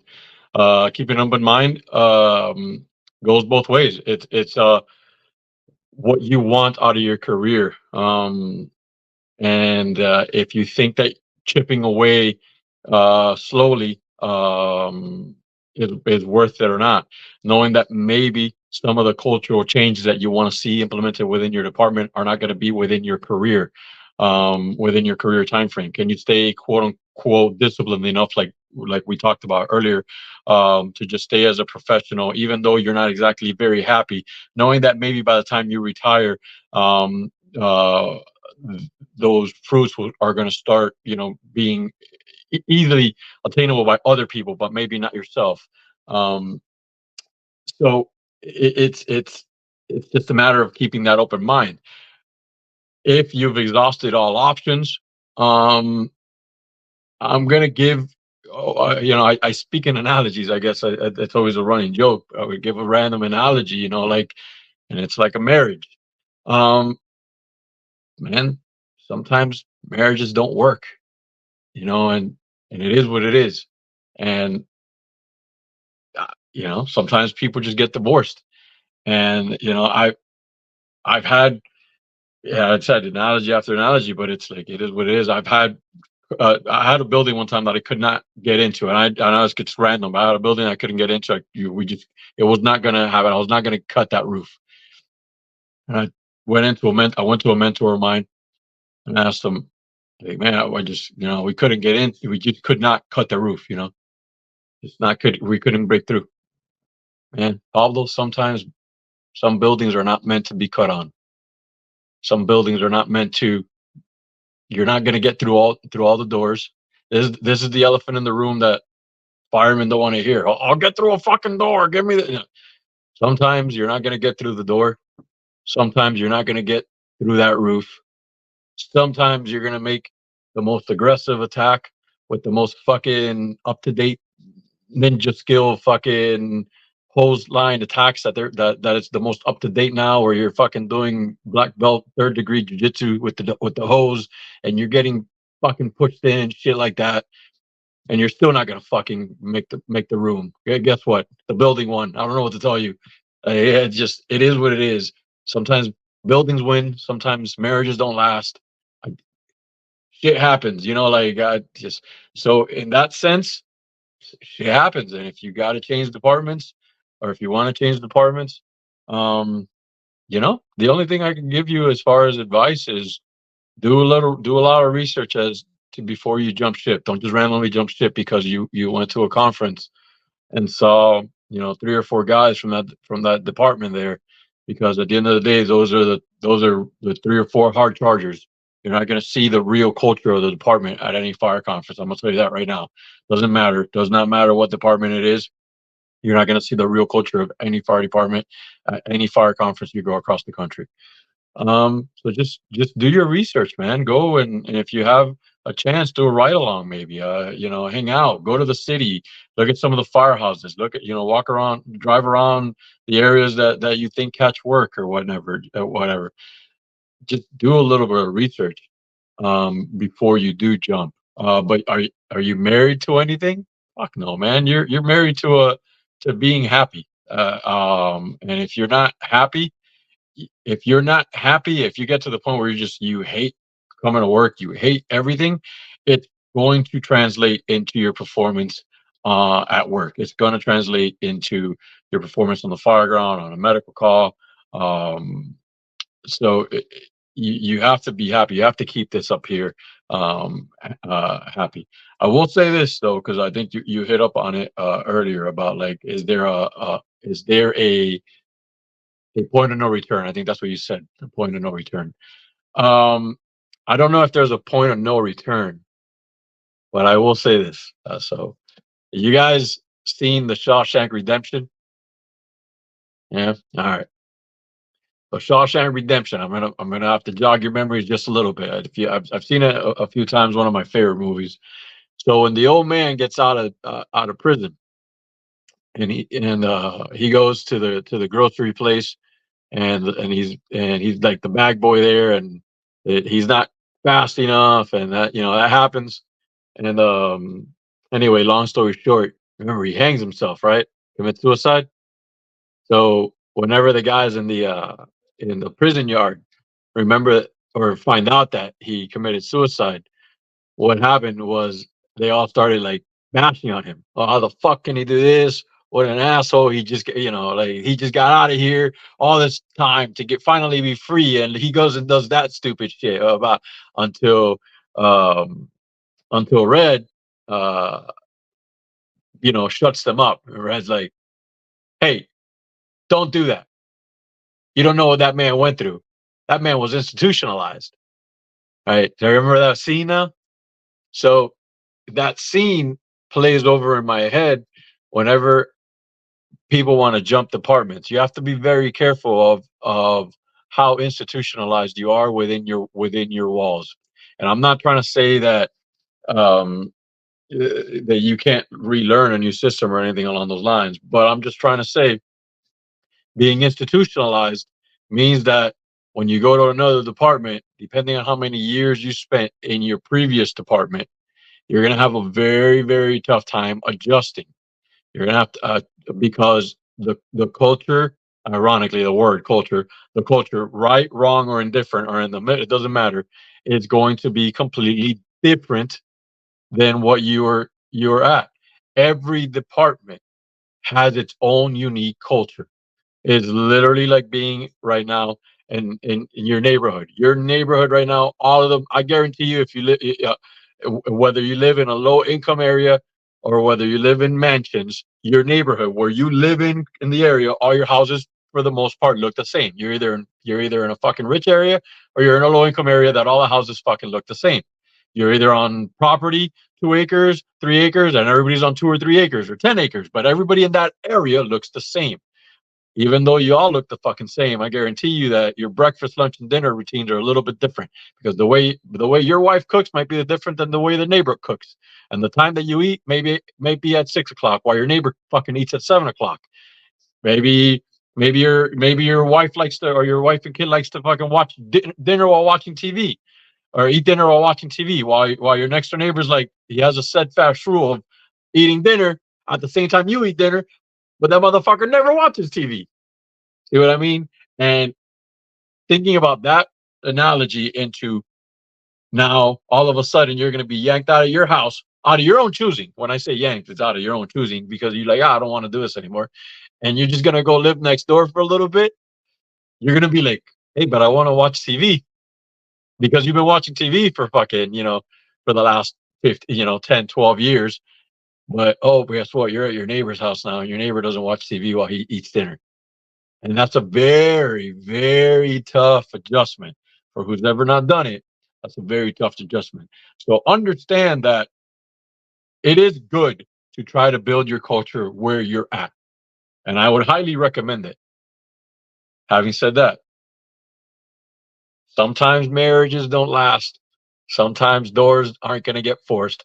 And sometimes that third-degree black belt on hose handling you got ain't going to make the fucking push either. So you got to make a choice sometimes, and just be careful. Do your research. Yeah, no, that's solid, man. I mean, at the end of the day, I think two things on that is one, understand that, like I said, the analogy of the households, man, like that is very true. I mean, you go to a different department, there's the little stuff, right? People always ask, well, what is culture? It's the little things, right? It's the expectations, it's the identity, it's who you are, it's the little stuff that doesn't even have a policy behind it, right? It's just the way that we do business, right? Who we are, how we operate. And that does differ from place to place, even firehouse to firehouse within the same organization, is like that. And, at the end of the day, you mentioned the marriage analogy, right? And I'll say this, I mean, obviously, I think it would behoove most of us to, you want to make it wherever you're at, you want to make it better, right? And that's how most of us feel, is like we want to make it better. But there is a point where it takes two to tango, right? And all the way back to what Sean said at the beginning, where firemen are starting to have expectations of their fire department, right? I think that there is a point where you got to realize, like, hey, we're not on the same page of music. It does take two to have a relationship. And who are you? I mean, ultimately, who do you have to answer to? When you retire, God forbid, get injured, get knocked off the job, whatever that happens, right? The minute you're gone, they're going to replace you. And within 2 months, nobody's going to remember your name. I mean, don't get me wrong. I mean, there'll be a handful, but you know what I'm saying? Like, you'll be a picture on a wall somewhere, a plaque somewhere, maybe, if that, and they're going to replace you just like that. The minute you hang up your coat, guess what? Someone else is putting their coat in your locker, right? And I think that's what people have to remember. At the end of the day, like, you have to answer to yourself, to your family, right? If you have wife, kids, whatever, nobody can fault you for doing what's best for you, your life, your livelihood, your family. And like you said, Sean, don't make no mistake about it. At the end of the day, your mental health and well-being does impact your family. It does impact your wife, your kids, and the people around you. And if you're miserable, no matter how hard you try not to bring that home, eventually it is going to wear on the home life, right? And so, like, that's the question. I think when people ask that to me, that's the answer I usually give them, is like, you got to ask yourself, first of all, are you realistically able to influence? Do you feel like you're able to influence your scope of your bubble, right? Are you able to make some positive changes? Are there any victories? I mean, are there people that get it? Because I mean, you're never going to have 100% unanimous support for anything you do. No matter what you do in the fire service or in life in general, you're always going to have people that are detractors, right? But look at the big picture. Are there people that do get it? Are there people that are pushing for the same, right? Do you see, that relationship? Is it a relationship where you feel like you can build those bridges and have those relationships? At the end of the day, if the answer is no, if they're just set in their ways and this is the way it is, like, they made it abundantly clear, like, we don't want, you or any of your ideas, like you don't, you're not one of us, like, this is how we operate, screw you. I mean, after a certain amount of time, you got to either make peace with that and understand, like, hey, I'm one person. All I can do is try to influence, the the things that I can influence and hope that other people jump on. But at some point, you got to take a step back and say, okay, you know, is the organization heading in the same direction as me? Right? Is the organization going? Do they have the same overall values? Not going to be everything unanimous, but overall, do they value the same things I value? Are the expectations mutual on what the job looks like for you and your family? And if you're, you 5, 6, 7 years in and 10 years in, whatever, and you just, it's not a good fit, there is nothing wrong with saying, hey, you know what? I want to do something that's best for me and my family. And if anybody faults you for taking a step to chase your dreams or go someplace where you more closely align with those values, I mean, like, at the end of the day, like, people are going to talk no matter what, but you have to live with that decision, right? When you hang it up at the end of the day, you have to look back and say, hey, I did the things that I wanted to do in my career, or, I went with and surrounded myself with like-minded people, my family's in a better spot, whatever the case may be, right? You have to look out for the people that are closest to you, because those are the people, when it's all said and done, when the job is over, your wife, your kids, your friends, your family, like, those people are going to be there. The fire department, like I said, they're going to give you a plaque and say, have a nice retirement. And other than a few guys that you remember you from working with you, I mean, the new guys coming in, they're not even going to know your name, most likely. I mean, they might see a picture of you on the wall, but that's it, right? I mean, like, they're going to replace you and they're going to move on and life goes on. But guess what? Your family's going to be there, right? The people in your life, your friends, the people that are there, your support network. Those are the people that matter. When you're laying on your deathbed, I promise you, your fire department's not going to come up there. If you've been retired for 30 years, you may get a few guys come out for your funeral. They remember you. But most of the new guys are going to be like, who the hell is that guy? I never worked with that guy, and you're just an afterthought. And so that's what people got to remember is, like, when you think you're not replaceable, talk to some firemen that have been injured.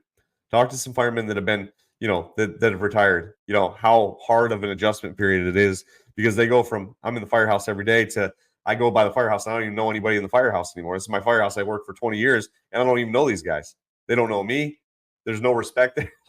You hear it all the time. And so that's what I would tell people is, you got to do you, be true to you, your values, your family, take care of your mental health, take care of your physical health, take care of your family, your wife, your kids, right? And do what's going to be best for your situation. Because at the end of the day, you have to live with it. Nobody else. You have to live with the decisions you make.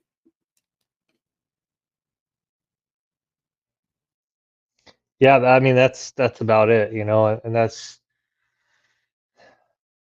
I mean, I don't know if there's a right or wrong answer for this question, because I get it a lot too, and that's really what it always boils down to for me. Like, when I'm telling somebody something, is like, what's it worth for you? You know, I mean, I've seen guys with 11, 12 years on say, this is not the place for me anymore. Maybe it was at one time, but so much has changed, right? And they go on a greener pasture, so to speak. I've also seen people give up the job entirely, saying, "What? This is not the job I signed up for. I don't love it like I used to." And instead of being part of the problem, they realize that and they say, "Okay, I'm out of here. I've had a good career, but this is the end of the road for me." And I think a lot of the issues within organizations stem from some of those problems where people just don't know when to hang it up. They rather stay around, lay eggs, and have like younger people in that organization pick up that bad behavior and keep spreading it, and then to just say, you know what, like, my time is set.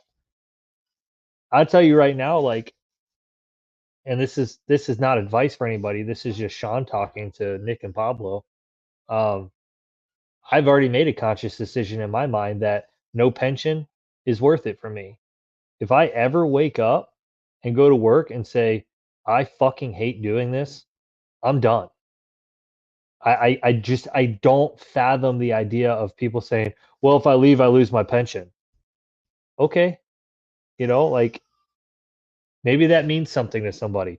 It's not enough of a factor for me to stay miserable for 10, 15, 20 more years, right? For a small percentage of what I'm going to get at the end of it. Just go do something else, right?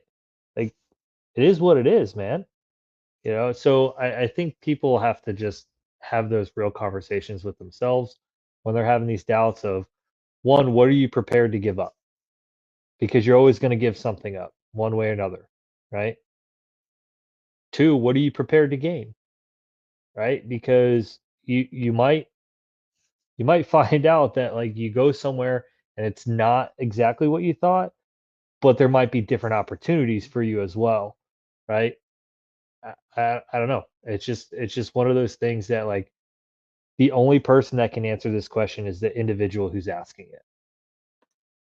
Yeah, right on, man. I think that's what it comes down to.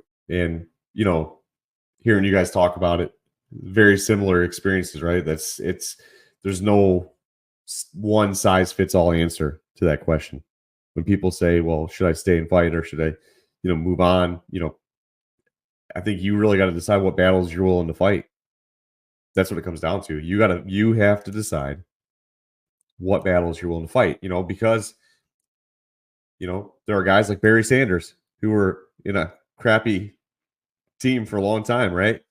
And they just kept coming back, and and people will say, man, Barry Sanders was a fool for staying on a losing team. Why didn't he go to a better team? He could have won all these Super Bowls, right? But only Barry Sanders could answer that question, right? He's the only one that can say, hey, I stayed here. This is the organization I want to be part of. I want to make it better. And then there's other guys guys will look at nowadays with free agency. Guys will go, hey, you know what? I'm not in a place where I feel like I can win championships. I'm going to go to a place where I can win championships, right? And who's right or wrong? I don't think that you could sit there and fault either guy for their position. And that's what I think the thing about that question is, it is very much a personal decision. You have to make that decision for yourself and understand, like you said, Sean, there is a give and take. Like understand, if you've been 10 years in an organization, you go somewhere else, there could be a very sharp learning curve going back to being the new guy again, right? Going back to starting over, and understand, like, you are, whether you're starting pension over again, whether you're, starting seniority over again, or happen to come into a new way of doing business and be that guy that makes mistakes and learns all over again. Like, just because you have experience, 10 years in one place doesn't mean there aren't little intricacies of the culture that you're going to have to pick up on. And sometimes that can be tough, right? When you've been ingrained with a certain way of doing business for a long time, it is hard to shift gears and acclimate to that new environment. So that's what real quick. You know why it's really tough too? Here's a little one that people are not gonna like. Right now, close your eyes and think of whomever, doesn't matter whether you two do it, and whoever is listening to this out there, when I guess put out there, close your eyes and think about whoever you think is the most famous person in the American fire service. For that matter, whoever is the most famous person in the fire service in general on the planet. It doesn't matter. It could be retired, still active, a friend of yours, not a friend of yours. A mind comes up to think right now, or into your mind, and we're like, everybody knows that motherfucker. Okay, well, I guarantee you, if there's 1,000 fucking fire departments on the East Coast, whatever the fuck, I guarantee you, there's 1,000 fire departments in which that motherfucker will walk in, and about 30% of the people in that department don't know who he is. And for people, that is extremely hard to start over and put that ego aside. Keep that in mind. Yeah, absolutely, man. Dude, it's been a great conversation. I think, like I said, it's been a long time since we've done a culture one, and culture's tough, man. Culture's tough. Like, it is hard for people to wrap their mind around it sometimes, right? And to see, the light at the end of the tunnel in the culture battle. Because let's be honest. The battle for culture never stops. It never stops. Like, it is intentional and it is constant and it is ebbing and flowing continuously, right? There's no like one size fits all like answer. There's no, you do this, this, and this, and everything will be great from now on. Like, you gotta monitor that stuff, man. You gotta police that stuff. Like, that's something that you have to be very conscious of all the time, because it's a moving target. Culture is a moving target. It's not stationary. It's not stagnant. It doesn't stay still, right? And it's going to go it's kind of, someone told me this a while back and it kind of stuck with me. It was like, what are you watering, right? good or bad, whatever culture is allowed to grow, whether it's the good grass or the weeds, like that's what's going to grow. You know, if you're watering, if you're feeding into the negativity, if you're feeding into, you know, in the majority of people are pouring, you know, into one way or the other, like that's the typically, you know, it's a tipping scale, right? It's never 100% unanimous. Like I said, you got the 10% on the top and the bottom fighting for the middle. And a lot of times it literally is this scale that's kind of tipping this way and that way, right? It's back and forth. And it's how many grains of rice can you put on the positive side, right? How many grains of rice? And sometimes tipping the scale only takes one or two grains of rice to tip the scale one way or the other. And that's what people have to remember. Like culture is not one of those things you do one time and it's done, right? And if you don't take care of it, right? I mean, if whatever you allow, whatever your standard becomes collectively as a group, that is your culture, you know, no matter which way you slice it. And that can be hard to undo. Like I said, if you have negative stuff in your organization, you know, you got to understand it's one grain of rice at a time, man. Like there's no, like, you know, you talk about the bull in the china shop, that approach just doesn't work. It doesn't work because it is a long game thing. And you just got to ask yourself when we're talking about the culture, like what can you do to add a grain of rice to the good side of the scale, right? To the side of the scale that's positive, that's focused on, you know, victim focused. It's focused on training. It's focused on taking care of each other, whatever that looks like in your organization, right? Those are the grains of rice you got to put over there, right? And understand if it's way out of kilter, right? If you're in an organization where there's a lot more negativity than positivity, it's going to take years of adding grains of rice to that positive side to finally potentially, and there's no guarantee there, right? But potentially to get that scale to even out a little bit and start to tip. And that's what you got to ask yourself, right? I mean, you know, it's that whole analogy of are you playing checkers or chess, right? That the terrorist mindset. I love that, man. I want to use that. It's that sleeper cell. It's that little bit at a time. It's, you know, people use that 10 pounds of pressure 100% of the time. And there's a lot of truth to that. It's that gentle pressure, man. It's that planting those seeds, putting that grain of rice on the scale. So I love it, dude. I really do. We've been at it for a little over an hour and a half now. Been a great conversation. And so we usually summarize or close the podcast with what we call rapid fire, 6 questions. You know, I'll do 3, Sean will do 3, and just raw answers, man. Relatively pointed, concise answers. And yeah, just give it to us straight, man. So with that, if you're ready for it, we'll do it. Send it. All right. Question number 1. I'm gonna give you a slow pitch here. This is right over the plate. This is an easy one. What is the best job on the fire ground for Pablo Gener? Search. That's the biggest impact you can make on the fire ground. True civilian rescues, anything from civilian rescues to fireman rescues to animal rescues, does not matter. Search is a search. My biggest pet peeve when it comes to search is that the assignment intensity switches based off of what is given to you as far as the assignment. So like, oh my God, I have a kid in here. Oh, now I'm going to give you 100%, sir. So as my, like, so Nick, for example, you're my officer. Let's say we're riding and I'm your tailboard and you're my officer and you assign me to a search. And my job as your tailboard fireman is when you assign me as a search, I don't know how to turn it off. Like it's either on or off. Like I have a job, I have an assignment. Okay, my officer told me to search. I'm going to go search.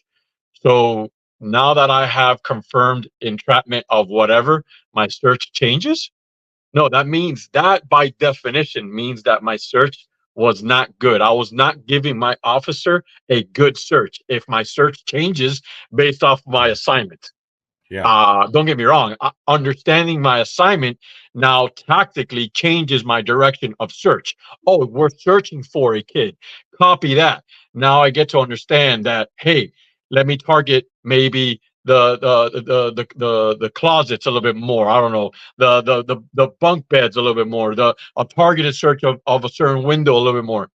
The assignment target should search, should change, but like the target should change, but not the intensity. That's something that always pisses me off. My intensity searches because now I'm searching for a kid. The fuck it is. My search is going to be the same whether I'm searching for a kid or a dog. It's just Yeah. a matter of my target searches change whether I'm searching Mhm. for a kid or a dog. Man, I love it. Yeah, no, dude, 100%. That's being a professional, right? That's being It's a bringing the professional. same level of effort every single time, Yeah, right? and then And being a truly what that boils down to is being a tactician, knowing yeah, like, oh, I'm searching for a geriatric, whether I'm searching for a geriatric or whether I'm searching for a kid. The tactics are going to change based off of the thing that I'm searching for. Thank you for giving me that information, but my Mhm. intensity will never change. I'm still searching like a true tactician and a true professional. So best job on the ground, fire ground, search team. There it is. So, question number 2. What is one thing every firefighter can do to improve the culture in their firehouse? Be patient. Be patient and have the tenacity to stay within themselves and be disciplined. Well, everything ties together. You have to be patient. You have to be disciplined. You have to come into work every single day and be you, and not conform to the to not being you.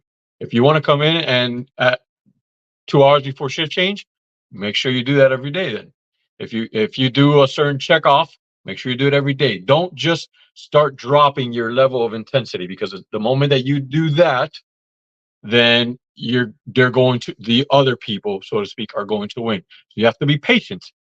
You have to be patient because it's going to take a long time, and with patience comes discipline. So patience and discipline. Patience, discipline, tenacity. Bring it every day. I love it. I love it. So my last question for you um, is what is or who has rather had the biggest impact on your career? I think too many names to just wrap it down to one. I think every organization has had an impact on my career, and there's people in every organization that I could say that have shaped me for whom I am. They are some of the best firemen in the planet. Um, you don't know who they are, and that's a shame because they don't seek the limelight. And at the end of the day, people like us, we don't necessarily seek the limelight, but we don't necessarily shy away from it either. And then there's cats out there that are really, really good that will never do this type of stuff, and that's okay. But that doesn't diminish their involvement in shaping careers. Um, the Scott Ramages of the world shaped my career. I'm going to throw names at you that you don't know. The Scott Ramage of the world changed my career. The Tony Gillens of the world changed my career. In the other departments, the Jess Walkers of the world changed my career. Larry Wins of the world changed my career. And in current departments, the Chip Georges changed my career. Austin Gamble's changed my career. So these are people that like that that I look up to, friends. Some about my age, some a little bit older, some a little bit younger. The Victor Piets of the world changed my career. Rich Kosiks of the world changed my career. Guys that you don't know. Nobody knows about these guys, but they're fucking damn good firemen. Damn good firemen. The Sean Duffys of the world changed my career. Sean's a fucking good fireman. This is what people don't know. That people see Build Your Culture, and they you don't know the man behind that. You don't know the tactical brilliance of like, hey, what do you think you would do on this scene? What do you think? What are you looking at when you're looking at this building? They don't know the tactical brilliance behind what they see all the time on whether the magazine or FDIC. The Seans of the world changed my career. The Rob Ramirez's of the world changed my. Now we're start getting into the names of the people that you do know. The Timmy Gleasons of the world changed my career. There's so many fucking names that are like I legitimately consider mentors, man. The Irby Tylers of the world, I consider them mentors, man. They changed my career in certain ways that have given me opportunities to be who I am, and so too many to give just one. So it's a beautiful service once we get into it and start understanding the platforms that we are given. Yeah, man. Hats off. I mean, like, so many guys that nobody's self-made, right? Everybody has people that influence them in different seasons of your life and your career. And I think, like, that's the beauty of life. That's the beauty of the fire service is, man, if you're willing to put your, self out there and ask questions and look around. I mean, there are guys that are going to help you grow and be a better version of yourself, right? And that's what it should all be about. And so, I would say this, and I'll turn it over to Sean, is, don't underestimate the power of one. Mm-hmm. Don't underestimate the ability of one person to impact somebody else, right? And sometimes it's behind closed doors, it's behind the scenes, it's guys just putting in work in the background, leading by example. The little stuff that goes a long way sometimes that we take for granted. So people, you sometimes get distracted and think, oh, you got to be doing this or doing that. You got to be teaching at this conference or that conference or this or that or whatever. Like, man, make a difference where you're at, because Mm-hmm. you don't even know who you're influencing. You don't even know. I mean, some kid coming on the job might be, a pioneer in the fire service in 20 years. They may be, the guy at whatever, engine work, truck work, whatever. And maybe you help them get there, right? You help build them up. You taught them everything you could to try to make them better and push them to be better. And that's the thing, man. Like, this job is so much bigger than any one person. And that's what I think people, listen to this need to realize. Like, you listed off a list of names of dudes that have influenced and impacted your career for the better, right? Yeah. All those guys, I mean, most of those guys would probably humbly decline and say that they didn't, have as much to do with it as you may give them credit for. But the truth is, in your heart, like, those guys impacted you, right? And they don't want to take credit for it. Most of those guys are humble. They don't want to come on something like this and say, yeah, I did that or whatever. But that's what we need in the fire service, right? Just hardworking dudes, good dudes, putting in the work, making it better in their corner of the fire service, and pushing the profession forward. And you do that by being consistent, like you said earlier, and investing in other people, man. Like, take the time to mentor, take the time to teach what you do know and where you're at. And that's what I took away from that, man. It was awesome to hear you, say that, because, it's easy to say, oh, this guy or that guy. But I mean, even the people that are the negative people in our life sometimes teach us things. Don't overestimate the power of the people around you to shape your mindset and your own personal compass, right? Your own personal gauge of where what the fire service is a lot of times influenced by the people you work alongside of. Go ahead, Sean.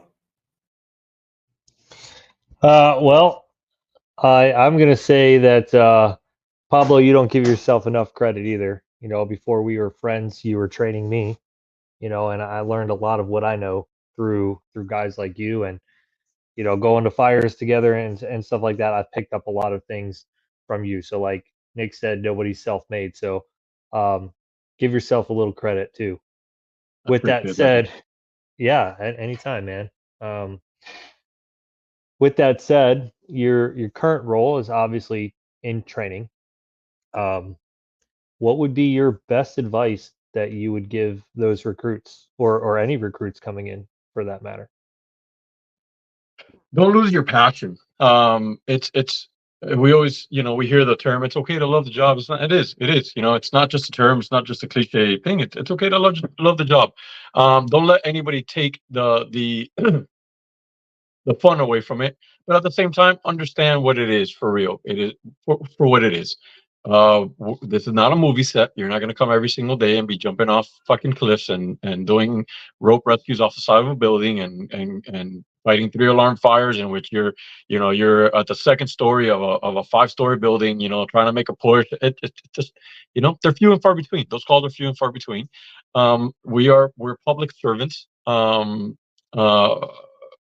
90% of the time, 90+% of the time, we're there to help the public in need. And a lot of those emergencies, there are different levels to emergencies. and not all of them are going to be at the life risking level, so to speak. And as long as we understand that, I think, and accept it, I think people tend to have a more fun career. I have a fun career in understanding that I get paid a handsome salary in being prepared for what can happen, and not for the expectation of what's going to happen every day. If that makes sense. I don't have an expectation, and I don't mean to infringe on anybody's like, oh, expect this, expect that, or whatever. I don't. My expectation is to go to work and have no expectation. I don't. My expectation is that I'm prepared. I prepare myself mentally and physically to go to work and run fucking 15 calls a day. And that 15 calls a day could be 15 lift assists, or it could be 15 fire alarms, or it could be 15 fires. It doesn't matter. I am mentally and physically prepared for that. So as long as my expectations stay like that, just to be prepared, the job tends to be more fun. I don't think people tend to lose the the joy for the job real quick when the veil gets ripped off their face suddenly, when all of a sudden they're 2 or 3 months into their career and they're like, hey, we haven't done a rope rescue off of a side of a building yet. Fuck me, kid. All right. Yeah. Yeah. So when the veil gets ripped off their face too quickly, they tend to lose the joy for the job. That's my only advice, really. Not my only advice, but that's a bit of advice. Yeah, that's solid advice. I mean, the job is obviously different with every year that happens, and I don't think we do a good enough job from the beginning of telling people like, hey man, you're Right. not going to go to fires every day. The Right. shit you think this is like, do we do some of that stuff? Sure, Yeah. but most of what we do is preparation to be able to do that stuff. Absolutely. And we fail, So by the way, just a little asterisk on that. We also fail our medics on the EMS side of the floor. We don't prepare them to let them know, like, hey, just so you know, we run 95% EMS, and of the 95% EMS, 99% is going to be bullshit. But if if you don't let them, but like, hey, but you got to be prepared for that 1%. You're legitimately going to save a life. You are going to have the privilege of walking around and knowing that there is a person that is walking the face of the earth because you were there. And we don't prepare enough people for that either. yeah, and don't always expect a nice award for that either, because if that's what you're looking for, you're in the wrong line of work there, bud. Amen, bro. So I think I know the answer to this, knowing you like I do, but I'm gonna ask it anyway. Favorite training drill? Oh, we're gonna go VS. VS once again, because it allows you to it allows the person to do a little bit of truck work. So VS mixes a lot of stuff in that I like. So especially if you mix in with like a 2-story, you get to throw ladders. So it's the truck work the truck work aspect has to be involved in it. When you take the window, the understanding of what you're doing to the building, the flow path that you have to have of understanding of that. The physical ability to throw the ladder, get up, climb the ladder, get in the room, search. The cognitive knowing ability to know that you have to make the hallway, whether to go VS beyond the door, or just isolate yourself. That is a decision you have to make. So there's so many rolling parts to a true vent and search, where you are mixing in the search element itself, a truck work element, within truck work, the fundamentals of truck work, the true base foundation of true truck work, which is independently thinking. When everybody thinks about truck work, everybody says, well, you graduate to the truck because you could independently think. You're absolutely right. Within that, as a VES, as a performing a VES, you have to independently think, like, okay, when do I take this window? Do I take the window masked up? Do I take it not masked up? How quickly can I mask up? When I get in there, am I going beyond the door? Am I not going beyond the door? Is it too shitty? Is it untenable? Do I have to just isolate myself? Can I split VES it? There's so many elements to go with VES, and so many moving parts within the fireground that that's definitely like my favorite, because when you talk about uh you know it's there's so many moving parts, and I love it, and that's why you could easily fuck something up, and or injure yourself, even though the data does not suggest that doesn't suggest that we're injuring ourselves or killing ourselves performing VS. There's a lot of moving parts, and you could easily fuck the operation up or injure yourself if you don't know what you're doing. Love it. Yeah, I'm right there with you. It's definitely one of my favorite things to do. And honestly, um, I think it's one of the most mentally, um, how am I put this? It's a good mental exercise, Yep. right? Because there is so much happening, and there's a lot of assessment, and all these things that are going on, and like you said, you have options, and you got to know when to implement those, and when not to. And although it's just search, right? We're just entering through a window Right. instead of a door. um, some things change, Yeah. like with that. And I think that when you dedicate yourself to that, it's like all or nothing, right? Yeah. Like, you go in, and it's like you better be on your game at that point. uh I think it's one of the safest things we could do, for sure. Yeah. I agree. Especially if we That's isolate. why no, I agree with you. That's why I said that data doesn't suggest that we're hurting ourselves. But if we don't fucking perform it correctly, you could absolutely skew the fireground up. Absolutely, absolutely. So last one for me. What do you think the best firehouse tradition is? Ooh, that's a good one, buddy. Post post dinner table.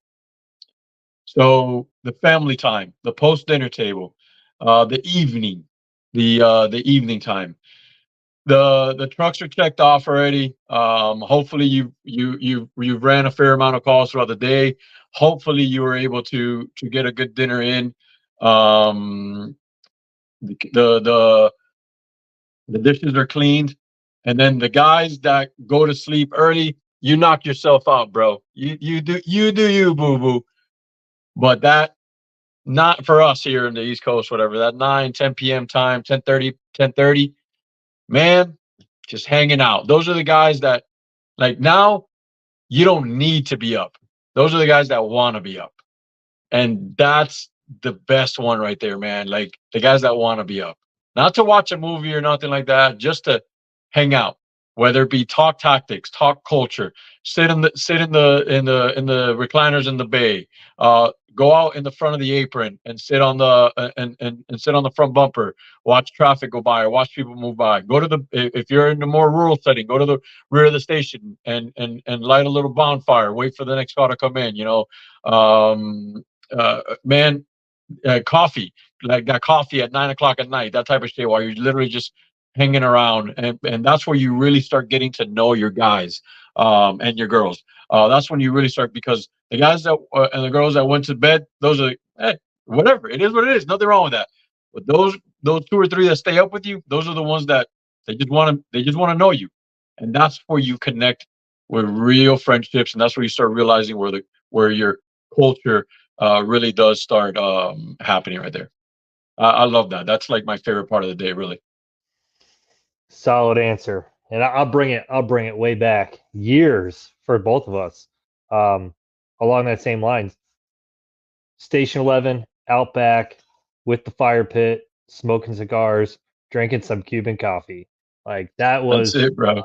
that was the icing on the cake. That's It it. didn't matter what kind of day we had. We all got out there. Sometimes we were dog ass tired, Yeah, but it was always a good time. it's Even always a good even time, man. even when you're the one getting picked on. That's bro. That's So, the best time, and that's the best time. It isn't. it isn't the training, and I mean it is the training. Don't get me wrong, I love it all, but like that's a good tradition that I think everybody should really like just never stop, which is just that post dinner, late evening, fuck around time. Well, I said Station 11. It was Station 30. 30, yeah. Mass Street Madhouse, buddy. That's it. The Mastery Madhouse, dude. It's good That's it. times there, buddy. It's been a lot of fuck around time, definitely around that, So, bunch of good times there, and that's where Sean and I did a lot time or did time together there, and we got to really know each other and our personalities, and it was a good time for us. So, well, we miss each other. I guess I miss working with him. Yeah. Well, it's our bunks were right across the hall from each other, so if you can imagine the shenanigans that went on there, But for I for feel like anyone he that saw. doesn't I feel like he saw my ass and fucking pubic hair more than my wife did sometimes. know, I will tell you this: one of the busiest firehouses in the county, and we always found time to do two things or three things really: train, work out, and spend quality time. Every shift didn't matter. So I say that to tell everybody that it is possible, and no matter what your situation is, you got to find the silver lining in it because it is a great job, and you meet some incredible people if you let it be. That's the thing. You have to let that happen. Yeah, I can't think of a better way to sum it up than that, man. Take it in, have fun. It is what you make of it a lot of times, right? Get out there and even if you're in a tough spot, if you can find one or two guys that are passionate, that are into the job, man, that keep you motivated, man, they're worth their weight in gold. You find those friendships and forge those relationships. Iron sharpens iron, and that's what it is, man. And everything from training, working out, the job itself, but like you said, Pablo, those times in the evening where you're just sitting around having a cup of coffee, just BSing on the bumper, in the bay, at the kitchen table, whatever the case may be. It's 100% like that time is pure gold, because that's where the guard comes down. That's where the front comes down for most people, and that's where you can actually have real raw conversations and get to know people. True story, because that it's invaluable. And there's a saying that I mean, the tightest teams are usually forged in adversity, right? They're forged by putting in sweat equity together on the training ground, on the fire ground, in the gym, and then getting to know each other, because it's so much more. It's a lot harder for me to be mad at somebody. If I know their family, I know they know them personally, right? It's not just a coworker. It's my brother, it's my sister, right? Yeah. When it becomes that part of the job, when you start building those relationships, man, it becomes a lot harder to throw shade at one another and have problems. Not saying you're not going to have spats. Every family does. But at the end of the day, like, you're going to have their back, because that's where you build culture, in my opinion, yes, in training and running calls, but even more so, I think, sometimes at the kitchen table or on the bumper, when you're actually getting people in the real them coming out and having those conversations. Like that's where it's built. 100%, dude. So, man, it's been a great conversation, dude. This has been fun. I've really enjoyed it. Thank you for taking a couple hours tonight, Pablo, to come on here and give us a little bit of your passion, your thoughts, your knowledge. I think that people listening will get a lot out of it. Thank you, brother. Appreciate you guys having me. Both of you, seriously. Miss both of you guys. Yeah, man. Yeah, we got to get together. So, with that being said, Sean, you got anything else before we wrap her up? I meant to say this earlier, and all I want to say is I want everybody to remember this one thing, is that you don't have to operate with great malice to do great harm, right? The lack of understanding the job and your inability to perform are sufficient enough, right? And I bring that up just to say, like, we should always be striving to perfect our craft in all ways, shapes, or forms, right? If you think like you got this shit all figured out, you probably don't, right? So whether you're trying to build a culture or just be a better firefighter, just remember that. Well said, brother. Well Well said. Pablo, any parting words, my friend? No, bro. Well, yeah, I guess. Thank you both for having me. Proud of each one of you. Sean's, bro, we just came back from Great Lakes hot. I'm very proud of what you're doing, buddy. I've told you that, like, to your face. I've told you that behind your back. Very proud of what you're doing. Like I said when we started this interview, or when we started this podcast, excuse me, you kicked the doors down, dude. Like, it has, you kicked the doors down of what we intended to do, and very proud of you, buddy. So I appreciate it. Yeah, thank you. I appreciate that. All right, gents. Well, Pablo, again, man, it's been real. It's always good to talk to you, my friend, and keep doing what you're doing, man. You're, you've always been somebody that I look up to, man. I think you got a heart of gold, dude. You got it, the priorities figured out, dude, and you're making a difference. So keep grinding, keep hustling, and hopefully we'll run into you sooner than later in the next few months here. I'm hoping to maybe get down in your neck of the woods in a few months. So sounds good, brother. Yeah. But you guys have a good night, and we'll get this thing edited and sent out to the masses. And with that, episode 48's in the books. Have a good night.